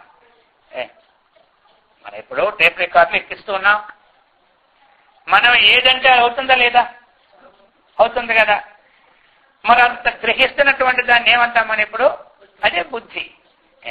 బుద్ధి అంటే మనం ఏది అదతీజగా అంటున్నామో అది మళ్ళీ మనకి అదే విలువల్లో మనకి వినిపిస్తుంది కాబట్టి ఆ జ్ఞానాన్ని బుద్ధే జ్ఞానం, అదే బుద్ధి అన్నమాట. ఆ ప్రకారముగా మనకిక్కడ ఇప్పుడు ఈ విషయాలన్నీ మనం ఏవి ప్రతికూలము, ఏవి అనుకూలము, ఏది శాస్త్ర విహితము, ఏది శాస్త్ర నిషిద్ధం, ఇవన్నీ మన నిర్ణయాలు తీసుకున్న తర్వాత ఇప్పుడు మనకి ఈ రెండు వృత్తులే. ఏదైనా వృత్తే, శాస్త్ర విహితం కూడా ఒక వృత్తే, శాస్త్ర నిషిద్ధం కూడా వృత్తే. ఇప్పుడు శాస్త్రం చెప్పింది పని, పూజరికి పూజ చేసుకోవాలి, జపం చేసుకోవాలి, ధ్యానం చేసుకోవాలి, ఏదో 10 మందికి ఉపకారం చేయాలి, ఏ ప్రాణికి కూడా హాని చేయకూడదు అని మనకి సంకల్పాలనే దాని పేరు ఏమంటాం మనం, ఇది ఒక వృత్తి. అయితే ఈ వృత్తి అన్నటువంటిది మనకి మానవ జన్మ కంటే ఇతర జన్మలని మళ్ళీ వచ్చి కలిగి చేసినటువంటి దానికి హేతు కాదు. ఈ వృత్తులు మానవ జన్మ కంటే పశుపక్షాది ఏమి ఆత్మజ్ఞాన రహితమైనటువంటి జన్మలు. దేవతాది జన్మ కూడా ఆత్మజ్ఞానం లేని జన్మ, పశుపక్షాది జన్మ కూడా ఆత్మజ్ఞానం లేని జన్మ. ఏమంటారు దేవతలు అక్కడికి వెళ్ళి అది ఆత్మజ్ఞానం లేని జన్మ అంటే అక్కడేం లేదు. మనం అనుకుంటున్నా ఏది ఉంటుంది అని. ప్రధానమంత్రిని అయితే ఎంతో బాగుంటుంది అనుకుంటా, అక్కడే మోక్షమా అంతే. ఏది అది కూడా అంతే. అర్థమైందా? ఇక్కడ ఉంటే పోనీ ఒక అర్ధగంట ఇక్కడ రావచ్చు, అక్కడ పోతే అర్ధగంట పావు గంట కూడా మాట్లాడానికి ఎంతమంది ఇంటర్వ్యూ తీసుకొని ఒక నిమిషం 5 నిమిషాలు ఇస్తూ ఉంటుంటారు. దేనికి? లోక వ్యవహారకే. అంతేగాని ఆత్మజ్ఞాన సంబంధం అక్కడ లేదు. అలాగే అక్కడ కూడా ఇంతే సంగతి. అర్థమైందా? అందుకనే అది ఇది అలాంటిది కాకుండా మనకి మంచి వృత్తుల వల్ల ఆత్మజ్ఞానం ఎంతవరకు కలగలేదో అంతవరకు మానవ జన్మ వచ్చి తీరుతాయి. No doubt. అంటే ఇందులో సందేహమే లేదు. అర్థమైందా? అందుచేత ఇక్కడ ఈదృశ చిత్తస్య దుర్వృత్తయ ప్రతిక్షణము కూడా ఈ చిత్తములో ఏ దుర్వృత్తులైతే ఉన్నాయో వాటిని నిర్మూలన చేయాలని సంకల్పం ఒకటి మనం చేసుకోవాలి. ముందు మనం సంకల్పం చేస్తాం కదా. ఇప్పుడు దేవుడి దగ్గర కూర్చొని ఎన్ని సంకల్పాలు చేస్తూ ఉంటుంటా. మామ అనుకోమంటారు, అనుకున్న తర్వాత ఇక ప్రారంభిస్తూ సంకల్పం మనం. అర్థమైంది కదా? కేమస్తేది వీరి విద్య ఐశ్వర్య ఇది వద్దాం లేదు, ఇవన్నీ ఉంచుకోండి. కానీ ఇంకేంటి, నా చిత్తంలో ఉన్నటువంటి దుర్వృత్తులన్నీ కూడా నశింపచేయాలని కోరుకుంటున్నారు రోజు. మళ్ళీ దుర్వృత్తికి మనస్సు రోజు కోరుకుంటుంటే మళ్ళీ కోరుతావా? వద్దని కోరుకుంటుంటే కావాలని మరి వెళ్తాం కొన్ని క్షణాల్లో. ఏమిటి అంటే ప్రకృతి యొక్క బలం ద్వారా మళ్ళీ మన్నాడికి మనకే సిగ్గు వస్తుంది. మళ్ళీ ఇప్పుడే చెప్పాం కదా దేవుడి దగ్గర, మళ్ళీ అక్కడ పోయినాం కదా మనం అని ఈ ప్రకారం తనకు తానే సిగ్గుపడుతుంది. అది తనకు తానే సిగ్గుపడినప్పుడే మానతాం కానీ లేకపోతే అది మానలేదు. అందుకని ఈ ప్రకారముగా అర్థమైంది కదా. ప్రతి క్షణము దాన్ని తెగనరుతుండాలి. ఈ అంకురం అన్నటువంటిది ఉత్పత్తి జరుగుతూనే ఉంటుంటుంది. దానికి అంకురం ఉండుతారు, ఊరుకుంటారా? అది అన్నమాట. అలాగనే మనకి దుర్వృత్తి ప్రవాహమైనటువంటి చిగురు ఎప్పుడైతే పుట్టుతూ ఉన్నాయో వాటికి వెంట ఏం చేయాలి? మనం కటింగ్ చేస్తూనే ఉంటాం. వరిసేను వేసాం, మనకు కావాల వద్ద వరి కావాలి, ధాన్యం మనకే అవసరమే. మనం వద్దనుకున్న ఆ పక్కన పిచ్చి మొక్కలన్నీ వస్తుంటాయి లేదా? మరి వస్తే ఇప్పుడు మనం అది చేస్తామా మాంతామా? అది అలాగనమాట. అర్థమైందా? మనం ఆధ్యాత్మికులు ఉంటున్నా ప్రకృతి యొక్క గుణగణాలను బట్టి కొన్ని మన మీద వచ్చి పడుతుంటాయి. మనం ఏమొచ్చున్నా పక్క వారు వచ్చి అంతా చెప్తూనే ఉంటుంటారు. చెప్పగా 3 మాసాలు వినేసరికల్లా 6 మాసాలు అంటే వాడే వీడు ఇచ్చే వాడైపోదు. అర్థమైతే అందుకోసం ఇవి వస్తుంటాయి. వచ్చినా ఏం చేయాలి? మళ్ళీ మనం వాటిని తీసివేస్తేనే ఈ దీనికి మనం అనుకుంటాం ఇన్ని పూజలు చేస్తూ ఉన్నాం, ఇంత చేస్తూ ఉన్నాం, మనకు ఆ వృత్తిలో పోవడం లేదు అంటుంటే తీస్తే కదా పోవడానికే. ఈ పూజలన్నీ ఎరువు అనమాట. ఇప్పుడు మనమేమో వాడు చెప్పినాడు నువ్వు పొలంలో నీకు కలిసి ధాన్యానికి ఎంత ఎరువు అంటాడు. అంత ఎరువు వేసిన ధాన్యం రాదు మళ్ళీ రిపోర్ట్ చేసిన కారణం ఏమిటి? కలుపు మొక్కలు తీరే. ఈ వేసిన ఎరువులు ఎక్కడ పోతుంది? అక్కడ పోతుంది. వేసిన ఎరువల్ల వాడు వచ్చి చూస్తే చేను కనపడ్డది, చేను కప్పేసింది, దానికి ఏమో ఎండ రాకుండా చేసేసింది. ఇది వేసిన ఎరువల్ని ఇది తాగేస్తుంది. ఇప్పుడు ఏం చేయాలి?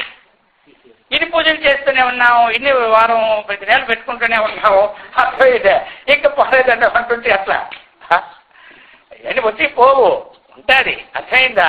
అయితే మళ్ళీ ఏం చేయాలి? ఇప్పుడు అందుకని ఇది తీస్తూ ఉంటుంటే ఇంకా మనకేమవుతుంది తెలుసా? ఈ తక్కువ లాభం కోసం మనము అది అధ్యయన విషయాన్ని వదిలేస్తున్నా లేదా? ఇప్పుడు తీస్తూ ఉంటుంటే ఏమవుతుంది? ఇంకా ఎక్కువ లాభం అయిపోతుంది, ఆత్మజ్ఞానానికి సన్నిహితం అయిపోతాం. అందుకని ఈ ప్రకారంగా చెప్తున్నారు. ఈ దృశ్య చిత్తస్య దుర్వృత్తస్య ప్రతిక్షణం శేఖావిలపనం కుర్వన్ మూలకాశే భరం కురు. ఈ ప్రకారముగా నువ్వు కొడుతూ ఆ తరువాత ఏం చేయాల్సా?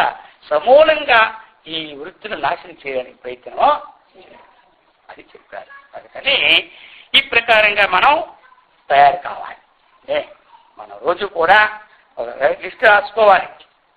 మనకు కొన్ని సద్వృత్తులు ఒక లిస్ట్ వేసుకోండి, దుర్వృత్తులు ఒక లిస్ట్ వేసుకోండి. రెండు పని బయటకు చూపెడితే దుర్వృత్తులు ఉన్నాయి అనుకుంటారు కాబట్టి అందరినీ బయటకు చూపెట్టేదా అర్థమైందా? కాబట్టి అది లోపలే పెట్టుకోండి. మళ్ళీ ఎవరికైనా ఇంట్లో కూడా కనపడించగాకే నోట్లు కనపడి నిలబడిపోతారో ఈ ప్రకారంగా మళ్ళీ అది పెట్టుకొని రోజు ఒకసారి చూసుకుంటుండాలా, ఇదా అదే ఈ రోజుకి అది. ఇప్పుడు అందులో మొదట ఒక వృత్తి ఉందని తెలుసుకుందాం, శాస్త్రంలో తెలుస్తుంది కదా. పని మనకు తెలియకపోయినా ఇతరులు చెప్తే తెలుస్తుంటుంది కదా. అందుకని ఇక దానికి మెయిన్ ముందు మొదలు పెట్టుకోవాలి. దానికి తీసుకోవడానికి ఇక ప్రయత్నం ప్రారంభించాలి. 5 సంవత్సరం పట్టినామండి, 5 సంవత్సరాలు పెట్టినా మంచిదే, అప్పటికైనా పోతుంది కదా మనకి. అది కొంతమంది తొందరగా పోతారు. ఈ ప్రకారంగా మూలాన్ని తీసుకోమని చెప్తారు. కాబట్టి అందరికీ కూడా ఈ విధంగా మనందరికీ ఆ దుర్వృత్తి క్షయమైనట్లు, సద్వృత్తి ప్రవాహం వచ్చినట్లు అందరము సత్కర్మనిష్ఠులమై, భగవద్భక్తులమై, ఆత్మజ్ఞాన సంపన్నులమై, బ్రహ్మానందముతో విరాజున్నట్లు ఆ గురుదేవుడు శ్రీకృష్ణ పరమాత్మ అందరికీ సదా రక్షించుగాక. ఓం సహనావవతు సహనౌ భునక్తు సహ వీర్యం కరవావహై తేజస్వినావధీతమస్తు మా విద్విషావహై. ఓం శాంతి శాంతి శాంతి. హరి ఓం.